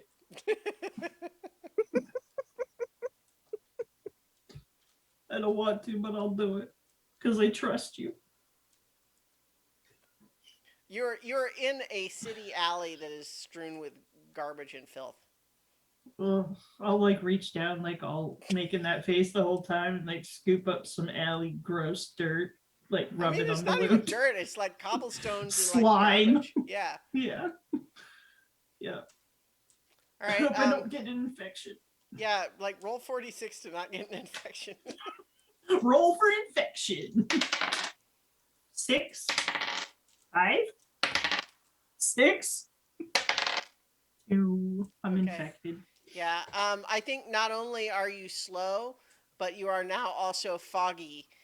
So you are going to also take 1 extra d6 to every challenge that involves thinking. Oh god. Yeah. I So wasn't being literal, man. you I say trusted after you. you stood there and watched her do it. Well, I was kind of gobsmacked that she'd do such a thing. Yeah. As I'm doing it and saying, I trust you. You used to be a pharmacist. That ain't prescription dirt. All right. Ain't a doctor. So, you realize now that you're having this conversation in an alley that leads directly to the rear gate of this fabulous mansion, where up above you can see the brightly lit windows at the top, and you can hear music, jazz, being played. As you know that you are at this party and you have the key that will get you in this gate. You know, because of the date book, that that this is an event that your adversary will not miss. He will definitely be there. And you know that all of the information that you've gotten is accurate. And now the time has come to try to escape from this dream by killing the man responsible for putting you here. I mean, I did supply half the booze for the party, so you know. Did you? That's a big job, and it's kind of, Well, it connected, used to be so- Esteban's job, so Yeah, he did betray it was even you. hotter.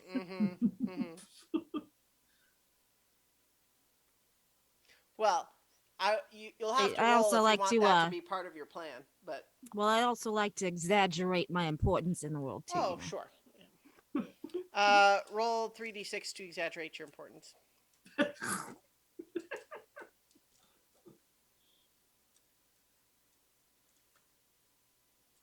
Six, Mhm.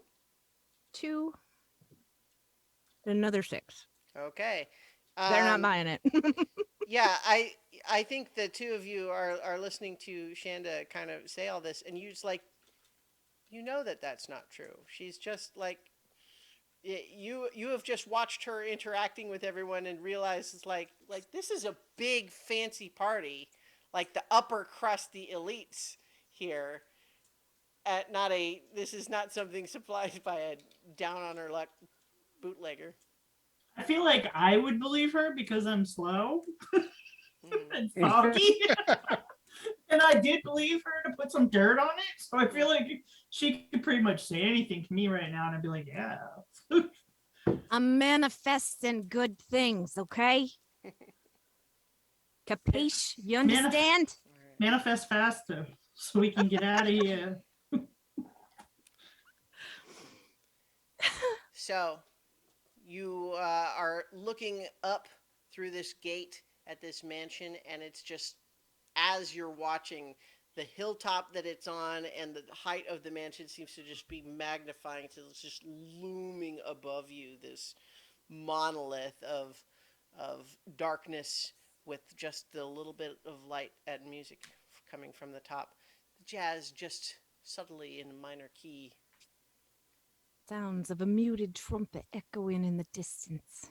Am I wearing flapper clothes with my long cigarette? Sure, why not? Seems like you would be. Yeah. What about the other two of you? What are your outfits for your infiltration? Oh, I got my top hat and tails because I don't like to conform to society's standards. The dresses just ain't flattering. Hmm. I get a specially tailored suit. I don't know. I think this looks pretty good on me. I kind of pop my collar a little bit. Yeah, you do all right. Gee, thanks, boss. How about you, I'm Byron? gonna wear a suit that's uh, just a little bit less extravagant than what the boss is wearing. Hmm. A smaller hat, but with a cane that's got a sword in it, Mm-hmm. and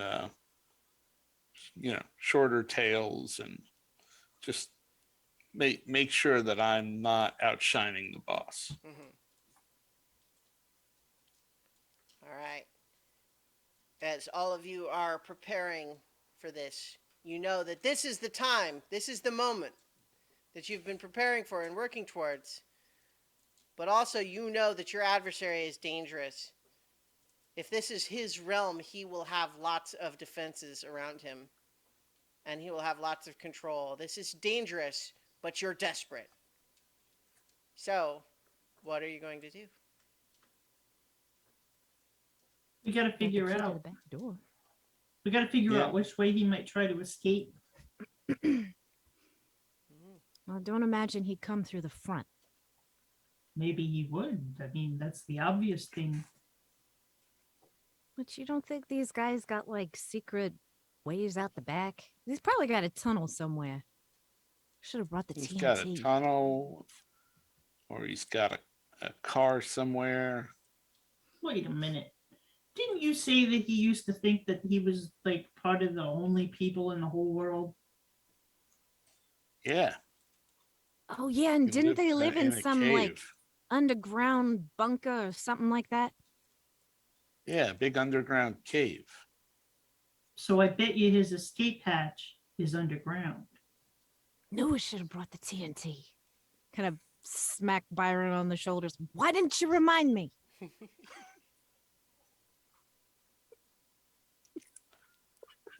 What am I, psychic?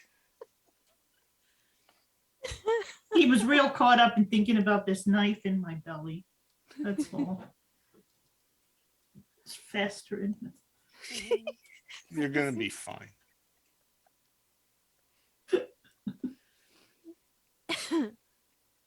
I like some blood on the back of your coat. All right. So you all are still standing just outside the back gate for which you have the key, looking up at this mansion on a hilltop. All right. It starts to rain. Suppose we ought to go in. Thunder. Yeah, I think so. All right. We will use the key on the gate. Click, click, click, click. And then it flashes with purple light. And then the door creaks open. This gate. Do we Have this hear pic- anything? I have this picture of us, like all three of us, like waiting for the Mhm. one of the other ones to go. Yeah. I'm not Check it going out. first. I got a knife in my guts. You're I'll Um, go you've got first. the like the backyard, which at least at your current first glance seems to be dark and empty, but it's also raining. I ain't getting All nuked right. again. We'll be right behind you. All right. I've got my cane in my hand. Mm-hmm. I'm ready to draw the sword if I need it. Okay. And I'm going to move in. All right. Where are you moving to? You're trying to get to the house. Yeah. Okay. Go ahead and roll 3d6 for me.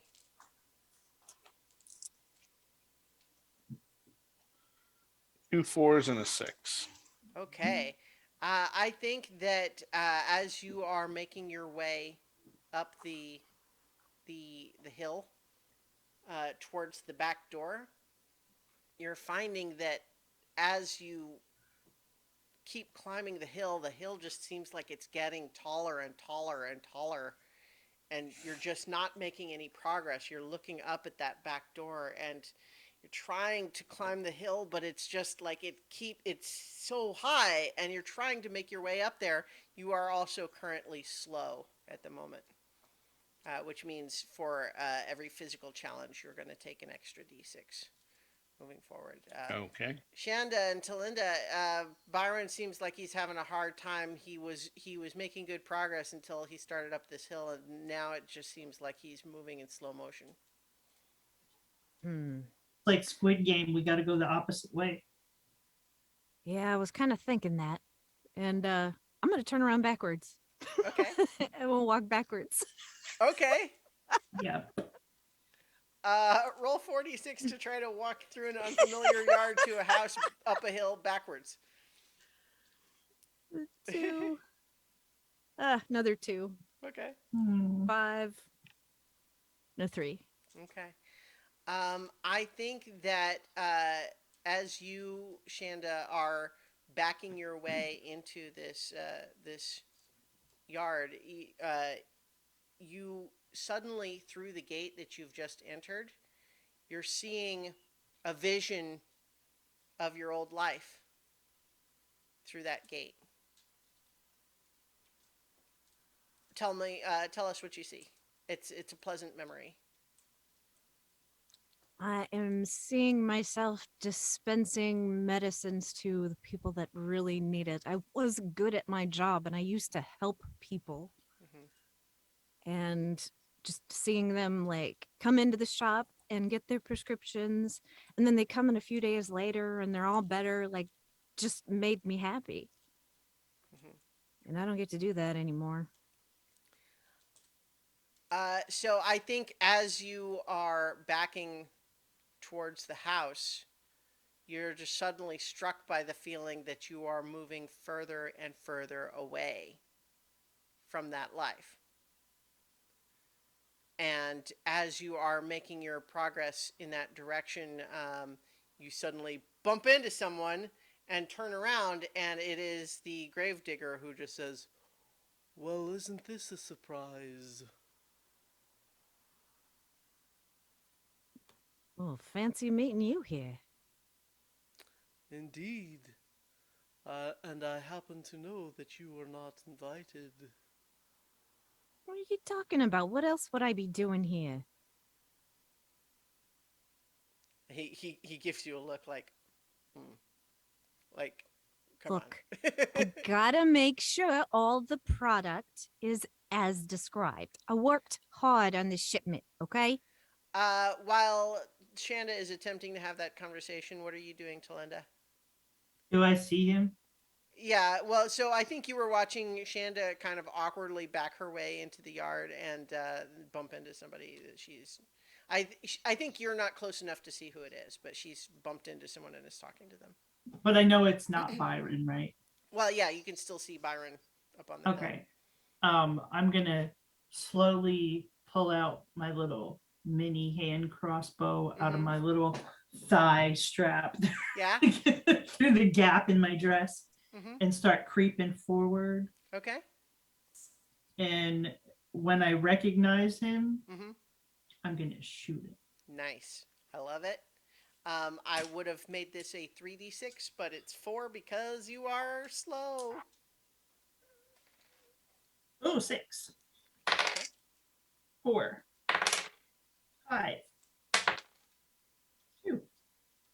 Okay. So, Shanda, as you're having this conversation, he looks like he's just not believing a word you say until all of a sudden he goes, "Huh, huh, huh, huh, huh," and then blood starts coming out of his mouth, and you realize he has a Hey, crossbow bolt in his you, crossbow you bolt in get his neck. you got a little something. Oh, in here too. You might want to. He reaches into his hand, gets it like handkerchief, and he's just making that noise as he kind of slowly sinks to the ground. Yeah, I'll see you later. So Byron, you have been making very slow progress up this hill, but although you have heard some activity behind you, you have made your way now to the back door of the actual like house proper. It seems to be like a servant's entrance. Okay. I'm gonna listen at the door. Okay. What are you attempting to like? You just want to see if Trying there's to, anyone in there. Roll a 1d6. yeah, 1. Okay. Yeah, I mean, you don't hear anything. You hear from the open windows at the up at the party level that you still hear the music, but you don't hear anything through the door. Okay, I'm gonna open the door. Okay. Uh, it is locked. At this point, Shanda and Talinda will be have been able to join you. Assuming, well, so here's a question for Shanda. Do you just leave the gravedigger just there on the ground? Probably guess- would have dragged him to a bush. Yeah. Just kind of out off the beaten path there, Mm-hmm. hidden Roll, a little bit by the brush. roll 3d6 to hide the body. Just has to not be in the path. 5, 1, 2. He, as you are dragging him, it's not going very well at first until he just kind of holds up a hand, just like stop, and then he just gets up and he walks over and crawls under the bush himself, and then gives you a thumbs up and pulls back in. Oh, Very helpful. Thank you.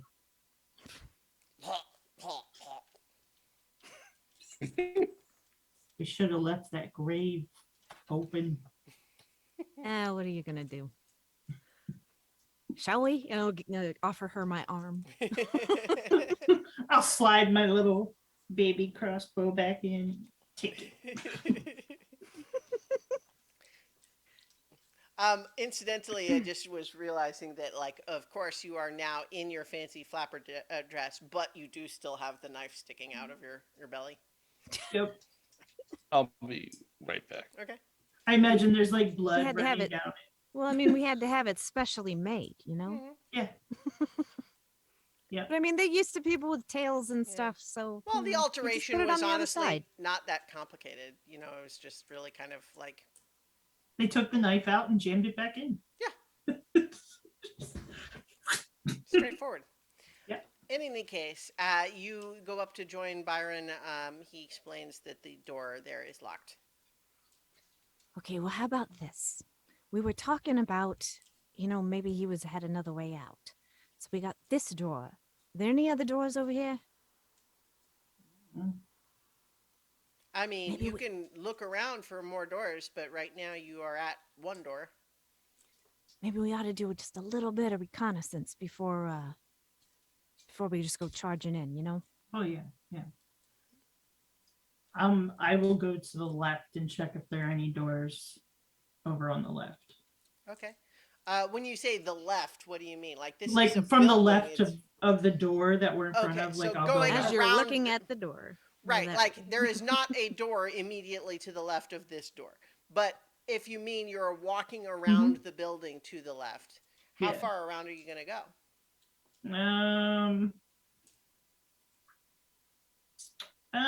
Like how big is the building? It's a big mansion. It's a big old Gothic, ridiculous mansion. Okay, so I will go to the edge of the black cast iron pokey fence to see if there's like a door on that side, Sure. like leading up to the cool Gothic porch. Sure, yeah. Go ahead and roll 3d6. And I think that it's not especially physical, but I think you are, yeah, I think you do need to add another one for being foggy because you're looking carefully for something. Oh my god. 3 4s and a 6. Whoa, dear. I would like to use my points to say no to whatever it is you're gonna Okay. do. Do you have 5 tokens for that? Yep, I have 7. Okay, well there you go. Well, for that matter, 7 will let you just be in charge now, and you get to just be the GM for up to 5 minutes if you want. Oh my goodness. Or you could just do. I'll do it. I could tell you what I was going to do, and then you could say no. But if you want Okay. to just be in charge, I mean, up to you. Well, I'll tell you what was going to happen Mhm. is that you would hear the rustling sound of some like animal paws and some growling, and then you would look over and you would see that there are 2 great big dogs that instead of regular heads, they have like knife jaws, dagger jaws. Oh, that's terrible. I would literally just turn around and run Well, it's a from good the knife dogs. Yeah. So, are you but doing yeah, no, or are you taking control? I will try to take control. I mean, it seems pretty straightforward. So Okay. yeah. Do or do So- not. There is no try. Yeah, I am. So now you get to pick to be like a random NPC. Yeah. Okay. So, I will be. You are now a knife dog. You know what? No. How about this? You're the grave digger. Well, I could be. You know what? I will roll on the same tables and see what happens. Used to be a laborer. Con artist we have, right? Because you're a con artist. Yeah, And, I'm a con artist. And now I'm a fence. and in this context, I think the dream logic perhaps there's a moment there where you kind of glance over and instead of just a segment of what was this wrought iron fence, there's me standing there with a sign that says I buy stolen supplies, stolen I items. imagine that you were to Linda's fence from the other side of town. Okay, yeah, but I just happen to be there now, and my name is Jeffica. Jeffica. I love it. Okay, so Jeffica, what are you doing? You just standing there? Let's see, I have 1 token. I just rolled to say that I have 1 token. Well, it just so happens that I had been reconsidering whether this was actually a good spot for me to set up my whole business because it's kind of out of the way and part of a crazy rich guy's fancy estate, and if they knew I was here they probably wouldn't like it, but what are you going to do? But then I see some people that look like they're sneaking around in the backyard, and I'm thinking, I don't know, maybe they know something I don't. Okay. So I'd like to go over and just kind of lean up to them, looking at the door, and just say, "What's going on?"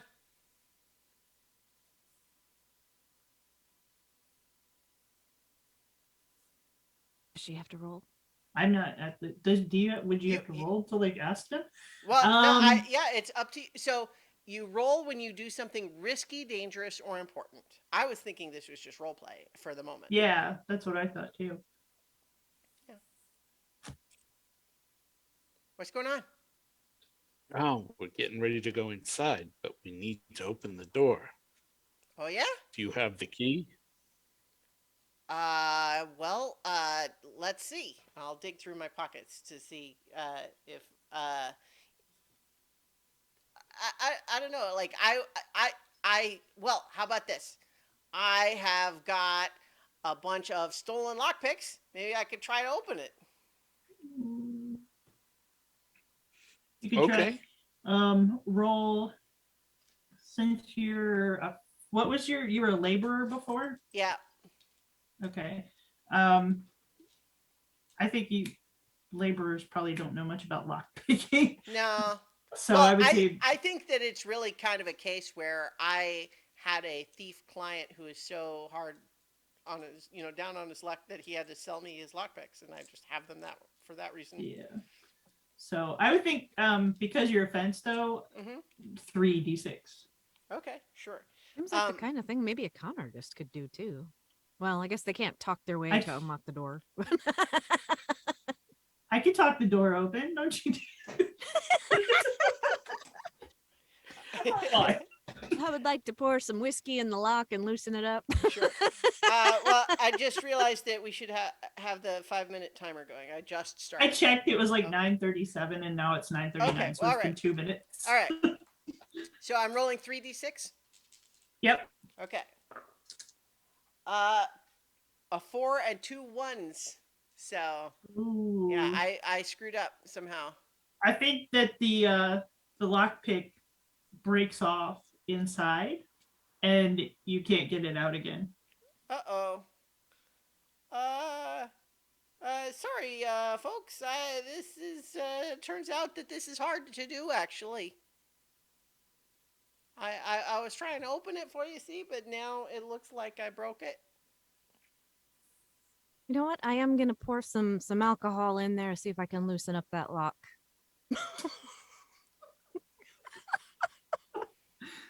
Maybe at the least, maybe it'll free up the lock picks. Who knows?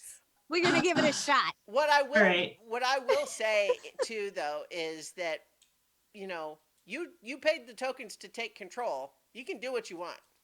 hmm I think that like that is sort of because it's so like weird, Mhm. but because you're like a pharmacist, you know about This like the is magic acidic. and stuff in potions. The So stuff I I think brew would take paint off a wall. yeah, I think like 3d6 would be good Huh. to see. It's like not as challenging for you. Let's see, 1, 4, 5. Nice. So the potion, like the alcohol that you pour into it, Just sort eats of like the wood on the eats door. through the lock pick, and then the lock sort of like melts away like butter and just drips down the side of the door, and like you can see it through the hole now that you could just reach through with your hand and like push it open. Wow, you're like a supervillain. Yeah, you believe people drink this stuff? Crazy. I'd try And it. that's the good stuff too.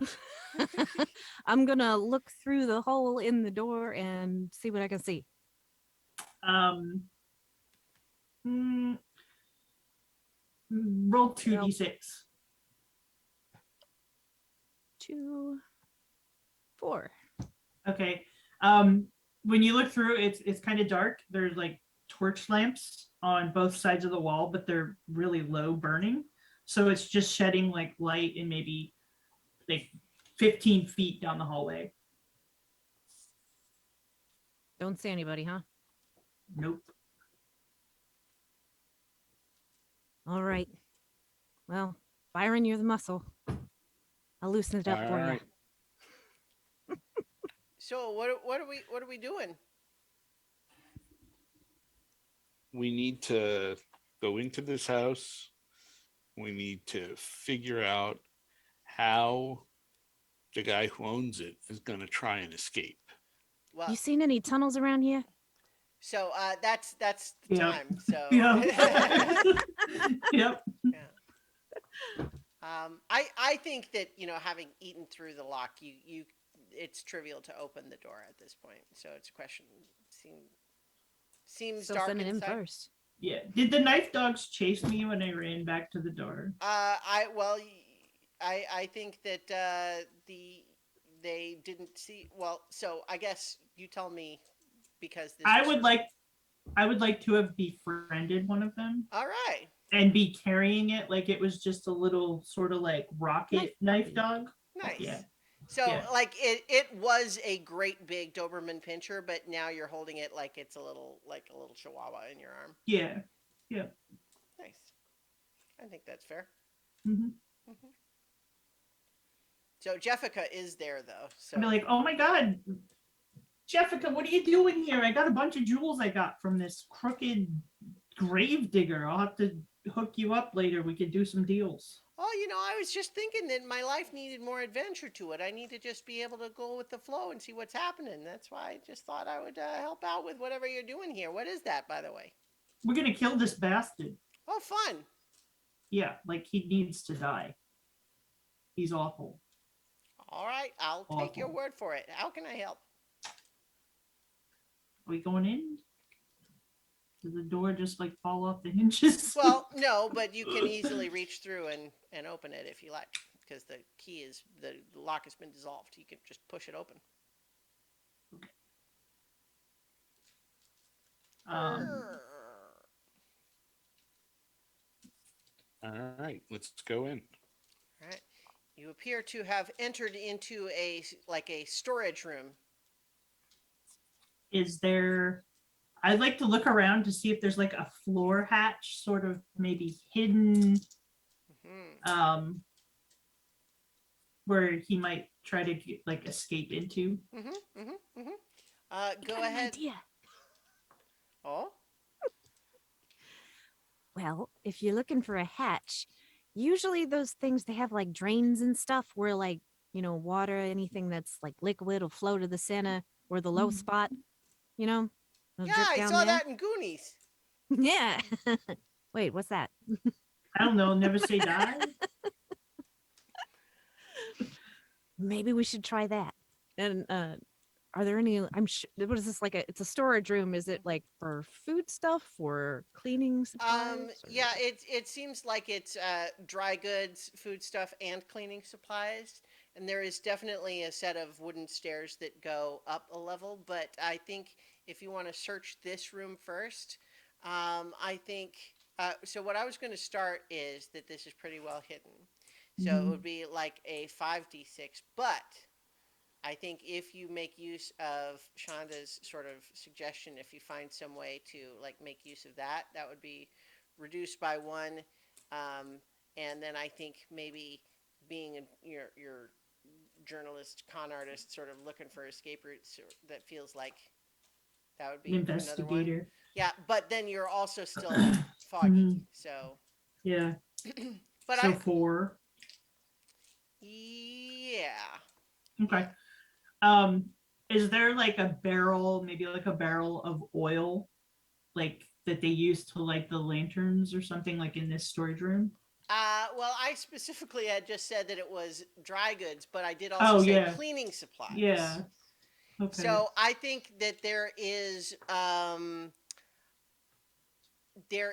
a metal bucket that seems to have like liquid soap concentrate in it. Okay. Um, so I will dump that and see like Mm-hmm. where it flows Yep. and then go from there. Yeah. So, all right, I'm gonna roll my dice and cry. 4, 6, 3, 3. Well, that 3-3 was the yeah. Oh. I think what happens is that as you pour out this soap, you do see it starting to like drain along the floor, but it's also starting to foam up, and gradually the foam is starting to get really out of control until it's covering the entire floor, and it's starting to rise, and it's already like 3 or 4 feet deep, and the soapy suds are just sort of starting to fill the entire bottom of this this room. Big for the stairs. And I clean my wound in the soapy sudsies. Yeah, so I'm just like, it's like, sure, just rub some soap concentrate in there. That'll, yeah, yeah. Kill the germs. Yeah. Yeah, go ahead and roll 3d6 for that.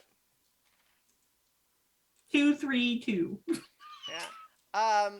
I think, yeah, you're, I think you are now hopeless also. Mhm. So you also need to add a d6 to every challenge that requires bravery, because you're just starting to feel like this is not going well. This is all falling apart.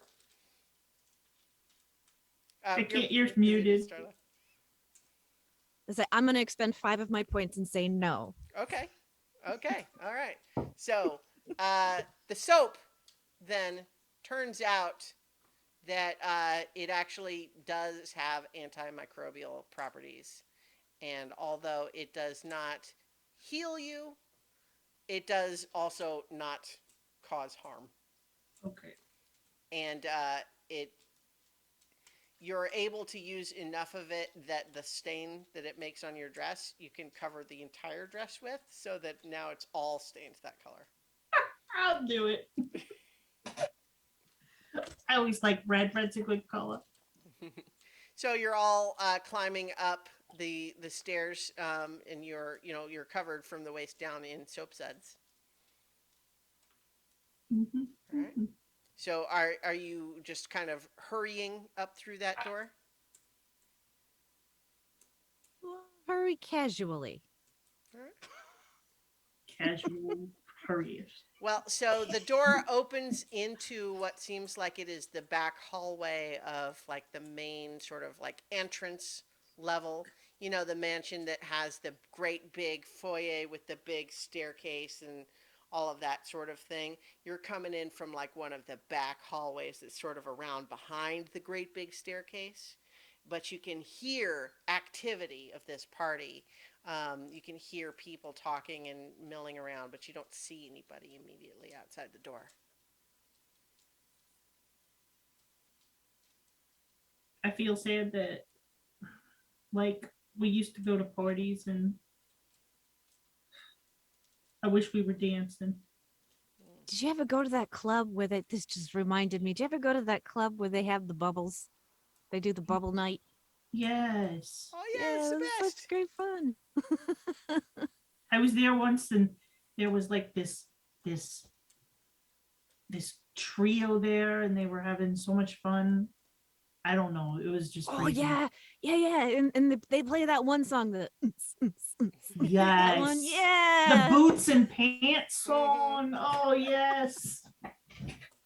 Oh, I haven't seen them in there in a while. Oh, right. All right. Okay. So is there just the one door?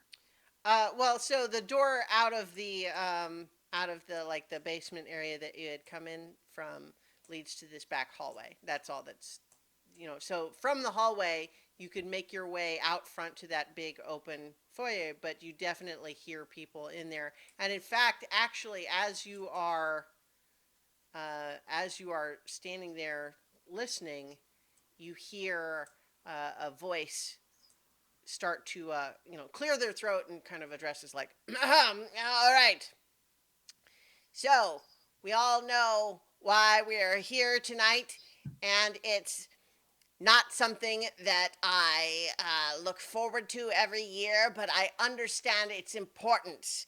And so for this time, this evening, I hope all of you can make all of the connections that you need to make to establish the tapestry that needs to be woven. And if you can leave me out of it as much as possible, that would be appreciated. Please do not break my dishes or make a mess, and we can all get through this evening. And Some kind so of basket this weaving party? What is going this on here? speech is being made like out in the main foyer. Is that the guy? do we This recognize the bastard we're voice? after? You just all intuitively know that is him. That's him. That bastard. You know, Well, I that wish means there. he's getting ready to leave. We gotta get in front of him. We'll follow him. So What? I'm gonna see if this'll work. I've been working on a new mixture that I think maybe if we toss it out the door, that it gives off this gas and maybe it'll knock everyone out. We gotta keep clear of it though. So it's like you gotta toss it out the door and then shut the door. I'm gonna see if it'll work. Toss it into that room where everybody's at right now? Yeah. All right. I think Byron All right. should be the one to shut the door, though. Well, when you say shut the door, you mean like retreat back into the storage room? Well, just into this hallway. With Is there like a Okay. door on the room where No, they are? no. So Oh. is as you leave the storage room from the stairs, you're in a back hallway that leads right out into that big open foyer where everyone is. But you're kind of around behind underneath the big grand staircase. How many of them potions you got? Well, let me see here. I'm going to dig through my coat. There's also See lots of inside other my ways jacket. people in there could go if they were running away for something, right? Right.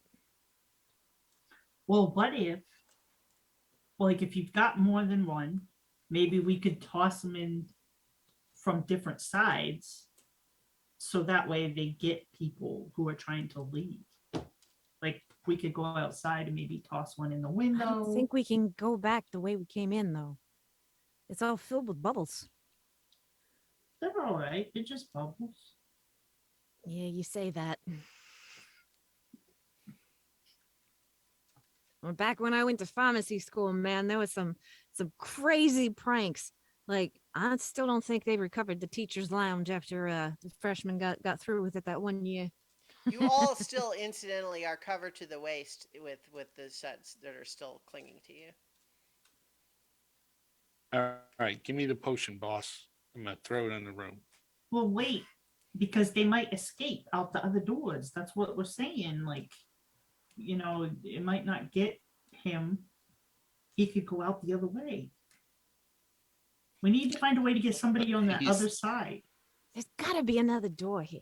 Like, Do you have any- it's ridiculous to me that it's just the storeroom and then a hallway and then the foyer there. Like, Do there's got to you- be another. Can I own a test to, like, I'm assuming there's like torches or something on the wall? I want to look There's for a secret passage. okay. I was gonna ask you if you had any like luck whipping up a potion of invisibility, maybe. Like if you had any of those in your coat. I will have you roll a 46 for either of those things. I want to find the secret passageway Okay. because I've always wanted to do that. All right. Got a 4. I only have 1d6. So 3. 5. Ah, 4. Damn it. yeah. So I think that you are looking carefully at the fancy little wall sconces that hold what seem to be continual flame spells to give light to this this little hallway here. And there's one of them that looks just a little bit crooked and out of place, and you are sure that that is the handle of a secret passage. And you go up and you twist it, and it comes off the wall on your hand and then falls apart. Like the piece that you grabbed isn't like fully connected to the rest. And so as you pull it off the wall, the rest of it falls off and goes clang, clang, clang, clang, clang, clang, clang, clang, clang, on the ground. And then all of a sudden the muted conversation that you were hearing from the other room goes silent. Maybe we ought to take a chance with the bubbles. Go throw the potion. All right, I'm gonna go throw the potion. Okay. So when you say throw, where are you going to try to just like, are you going to go out to where you could be seen and try to find the guy and throw it right at him? Or are you just trying to like throw it into the room, Yeah. staying as far away as possible? Okay. No, I'm gonna go out and I'm gonna try and find the guy and throw it at him, Okay. break it Wait a minute. on him. I'm already got this knife in me. I could sacrifice myself for the good of everybody. Oh, no, you'll be fine. You ain't got to do that. Jessica is like, "Aw." But I've already got this knife. Like, I'm probably gonna die. You ain't died yet. We still got So time. we don't want him to get away. Well, Like, if I go in there and I pinpoint him, I could sacrifice myself. You hear the voice say, uh, you know, Eddie, Fred, go down and check out what that noise was. I'm going through the door. Okay. It's not actually a door, it's just open hallway, but you Oh. run out to there. And so I think as soon as you like go into that main foyer and turn to look at all of the people that are gathered there, you do see your adversary, who is a very odd looking gnome who seems to have unnaturally extended length arms and legs that make him the height of a human, even though the rest of his body is still gnome sized. He looks very strange. He's got some very oddly tailored outfit on. He also has several goons at his side, but that is honestly not what holds your attention, because all of the guests, the many dozens of guests that are gathered in this party, are all nightmarish monstrosity creatures. They're just like of every description: tentacles, eyes, claws, slime, you name it. Gelatinous cubes. And then they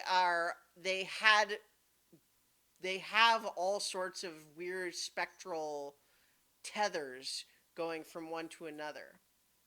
And so I think I'm going to have you roll 3d6 just to sort of keep your cool under this Okay. horrific sight.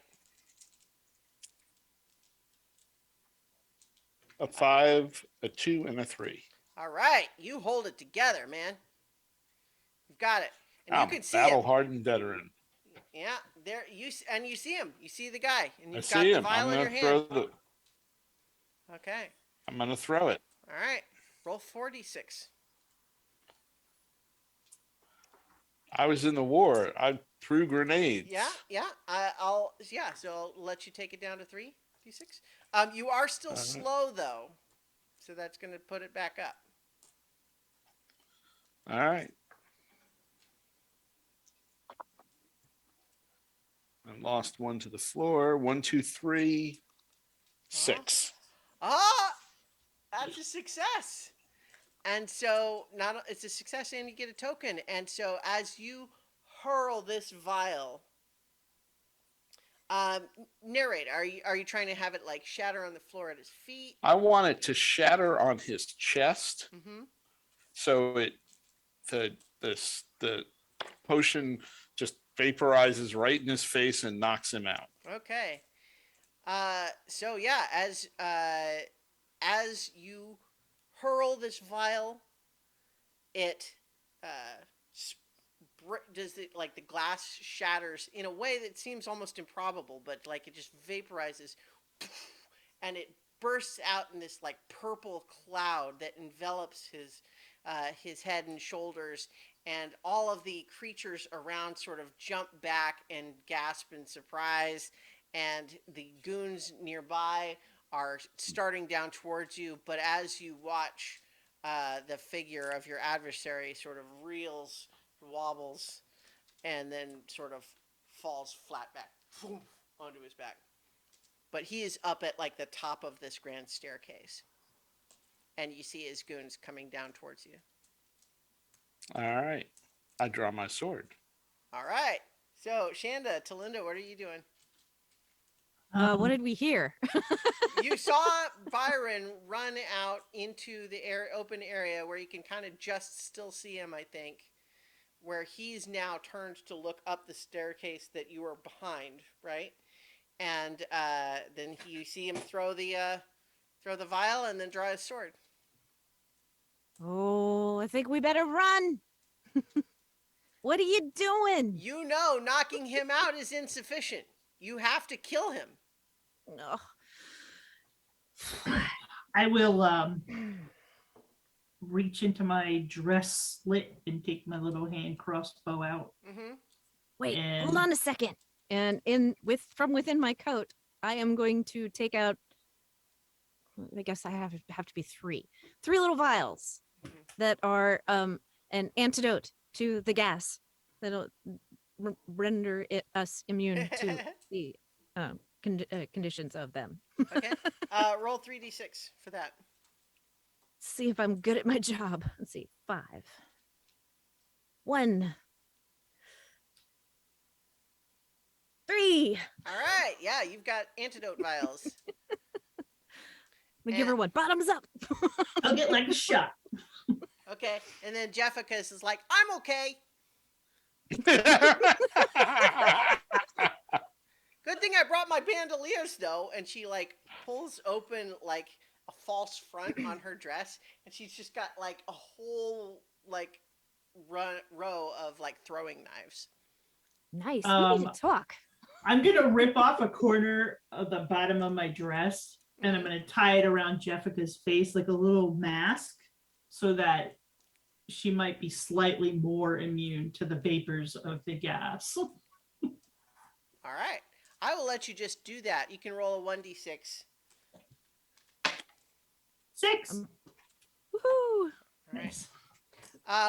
While that's happening, the goons are charging you, Byron. Are you just going to try to defend yourself? I was gonna try and sidestep them Mm-hmm. so that I could head toward the boss and stab him. All right. Well, there's 3 of them, and they're between you and him, so that's pretty tricky. I'm going to say that's to start with. That's going to be a 4.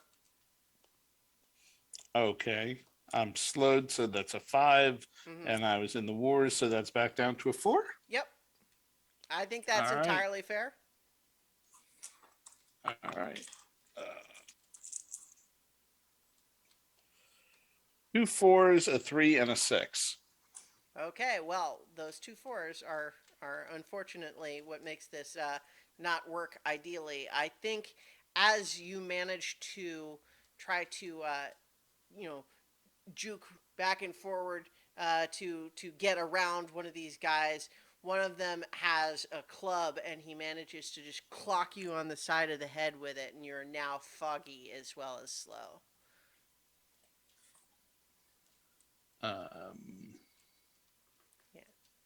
So you are Okay. you're currently engaged with them, but that's where we can have Shonda and Talinda and Jessica come. They can do their bit now. I am Well, going to hopefully, uncork the vial and dump it down his throat. All right. Trust I me. already had the vial. No, No, these no, are no, the this is the antidote. antidote. Vials. So I thought you gave me it already, but okay. No. No, we were way back there. Yeah, they weren't nearby. But it's fine. You have it now, so it's moot. But yeah, there's a cloud of the sleep gas that's up at the top of the stairs. But I think Talinda and Shanda are going to look up and see all these monstrosities, and you need to each do your own 3d6 for reacting to the horrors that you see there. What in Rushama's name is all this? 2, Oh, nice. 6, 5, 3. 3, 1. All right. So each of you briefly tell me what it was that you find within yourself that allows you to keep a cool head in the face of horrific madness. Monsters. Yeah. I've already been knifed. There's nothing worse than that. Oh, Like, that's my greatest fear. yeah, no, I get it. So, I mean, monsters, they mean nothing to me. I got more vials. All right. Reaching for anything. Sure. Okay, so you see Byron is currently surrounded by the thugs. There's lots of monsters up there, but you do see the feet of your adversary sticking out as he lies flat on his back among the cloud of the sleep gas.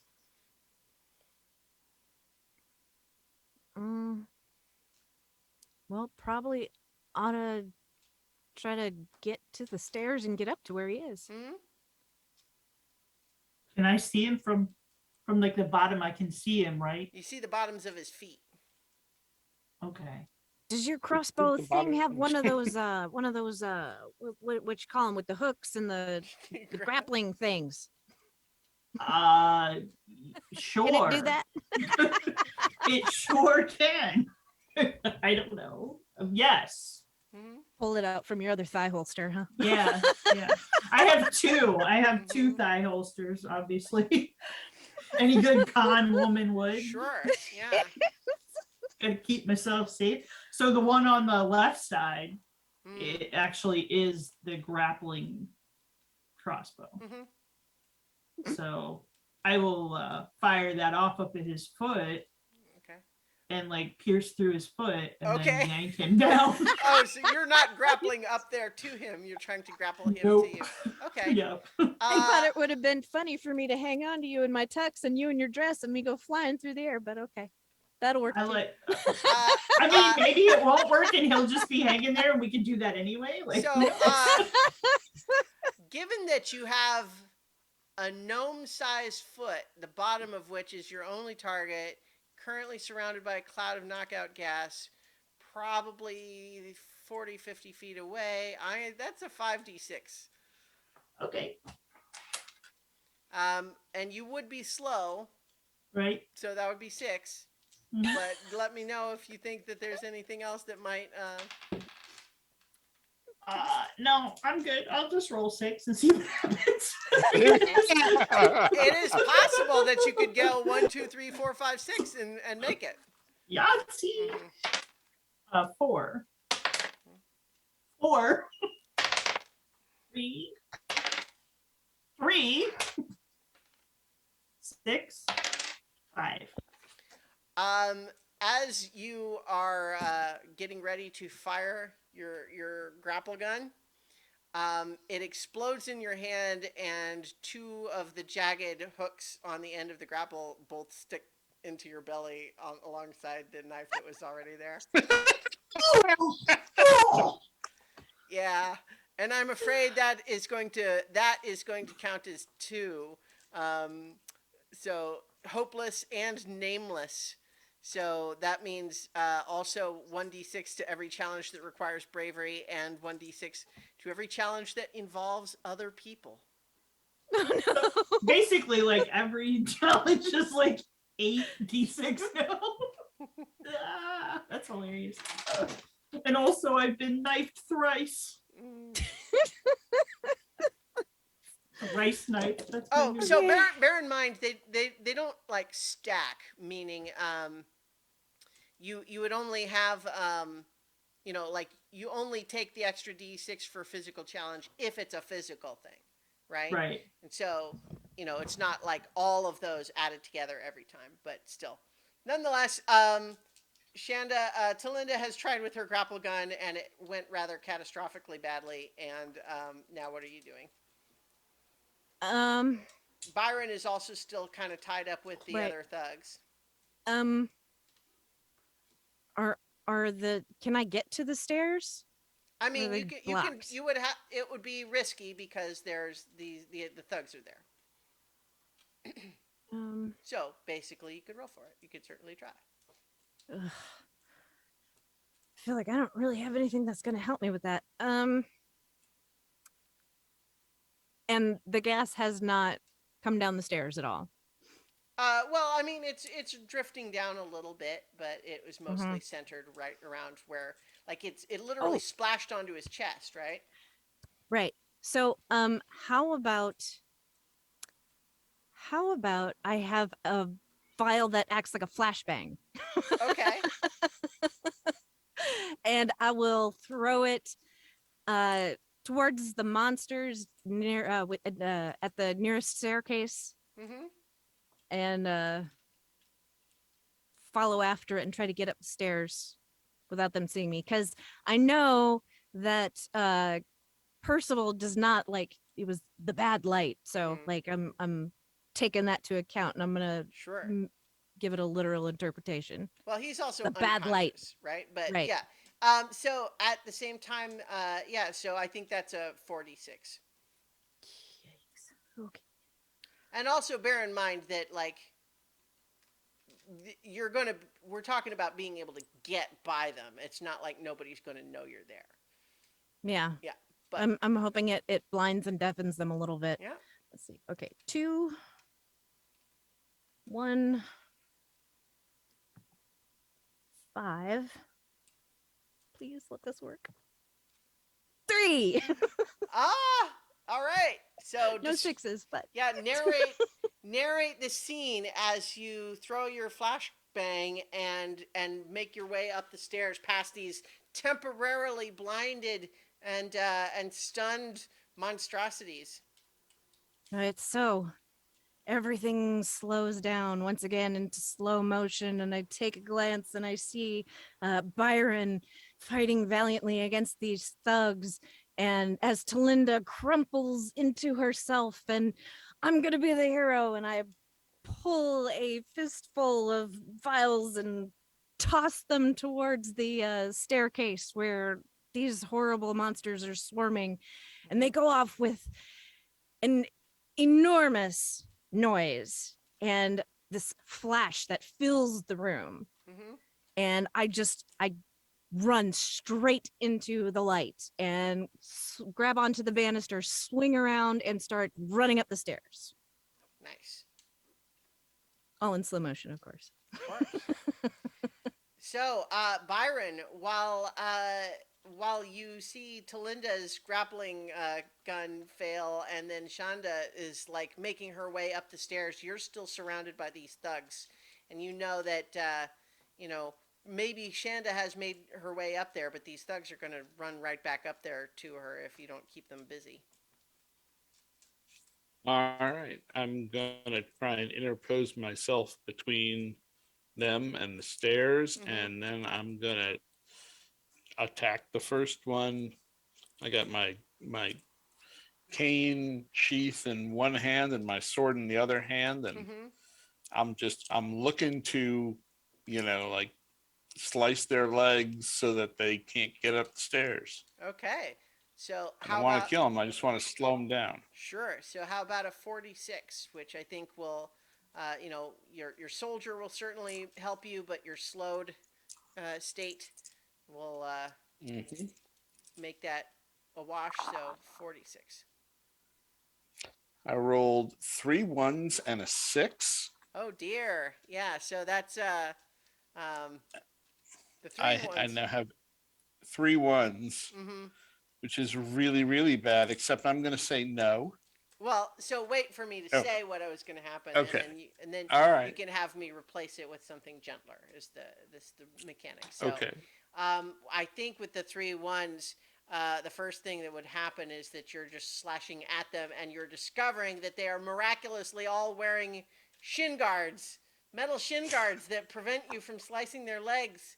And as you are slashing at them, they're hitting you with their clubs, and you are taking additional, you know, you know, blunt force trauma. Okay. Now I'll say no. Okay.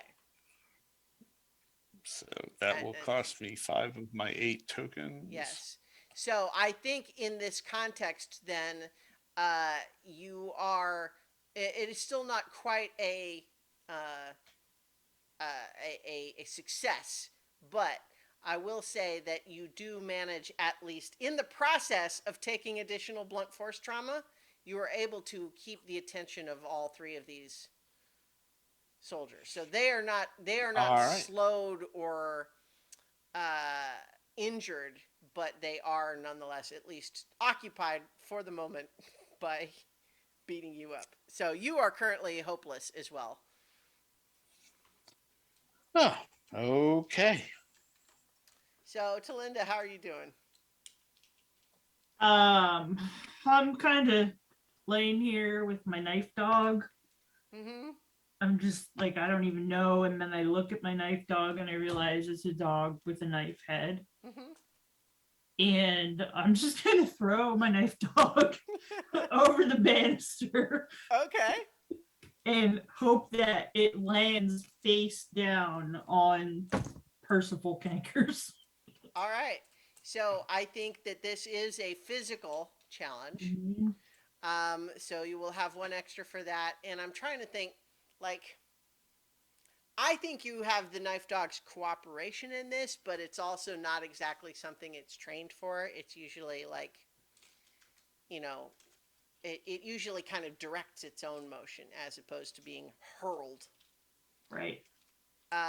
It's also kind of a big throw, so I think I want to say that's a 46, but I will say the cooperation of your knife dog would take one away, so it'll still be 4 because Right. if you're slow, but then you also have what's your knife dog's name? Peter.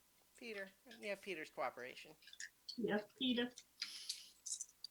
Okay, so it's 4, you said? Yeah. Okay. 1. Oh, that one fell on the floor. 2, Hmm? 6, 3. That's a success. Oh my god. If it wasn't, I was about to say no because I have enough to do that again. Well, again, a no doesn't turn a failure into success, but it now does. I know. Yeah. But I think Shanda, just as you had made your way up the stairs and you were running towards the prone form of Percival, currently unguarded by his thugs, I think just as you're coming in close, all of a sudden, out of nowhere, breaking through the fog of the knockout gas, is Talinda's knife puppy Peter, flying through the air, and his knife jaws just sinking right into Percival's face. Okay. Well, I'm not sure that'll kill him, but I can In help. fact, he seems to. It seems to wake him up, but nonetheless, he still has knife dog on his face. So I would say he's not dead, but he's got a knife dog on his face, and he was only just woken up from a knockout gas, so he's not extra lucid. Is he still prone? He's like writhing around. He's trying to get up. Okay. I would like to have a vial of poison and pour it on his face. So open Well, he's got wounds a are also knife dog on his face still. It's like literally biting his face. okay. But I mean, it's a So you liquid, could and I still feel do like that, but the risk is that you would also be poisoning Peter the knife dog. I gotta be okay with that. A Like, knife dog. I know, It's the only knife that never knifed but me. like at this point, I've seen some shit, and I'm ready for this nightmare. Mhm. Like, this is if I die, I die. At this point, like it's got to stop. The madness has got to Mhm. stop. So yeah, gonna take the vial and try to like pour it on his face. Some of Mhm. it might get into his mouth, some of it might get into his wounds. Either way, it's potent stuff. It'll kill him. All right. So roll 3d6 for that. 4, 2. Oh, cocked. Come on. 3. Ah! So you manage to press down his weakly writhing body, pour the poison vial in between the knife dog and like the gap of his face, and you see him suddenly start to like. He's not flailing like he's trying to get up or pull a knife dog off of his face. He's just like flailing, sort of like spasmodically. Um, and then eventually Peter does sort of flop limp off of him, and you can see his face is all bloody, but he's like foaming at the mouth, and he sort of looks up at you and says, "You have no idea what you've done." Foam out. And then all of a sudden, uh, there's like, the room is suddenly very quiet and still, and all 3 of you are kind of standing where you were, and the monstrosities are all looking at you. And then the lights go out. And that's the end of our session tonight. Oh god. Peter! We're all dead anyway. It's okay. Yeah. Death was the So only way out. yes, death was the only way out, only road out of town. This was a game, micro RPG by Grant Howitt and Alex Roberts. I hope you enjoyed. I did, and our plan is to return to our regular campaign next week when we return for more adventure on so many levels. So many So So many many levels. levels. With night dogs.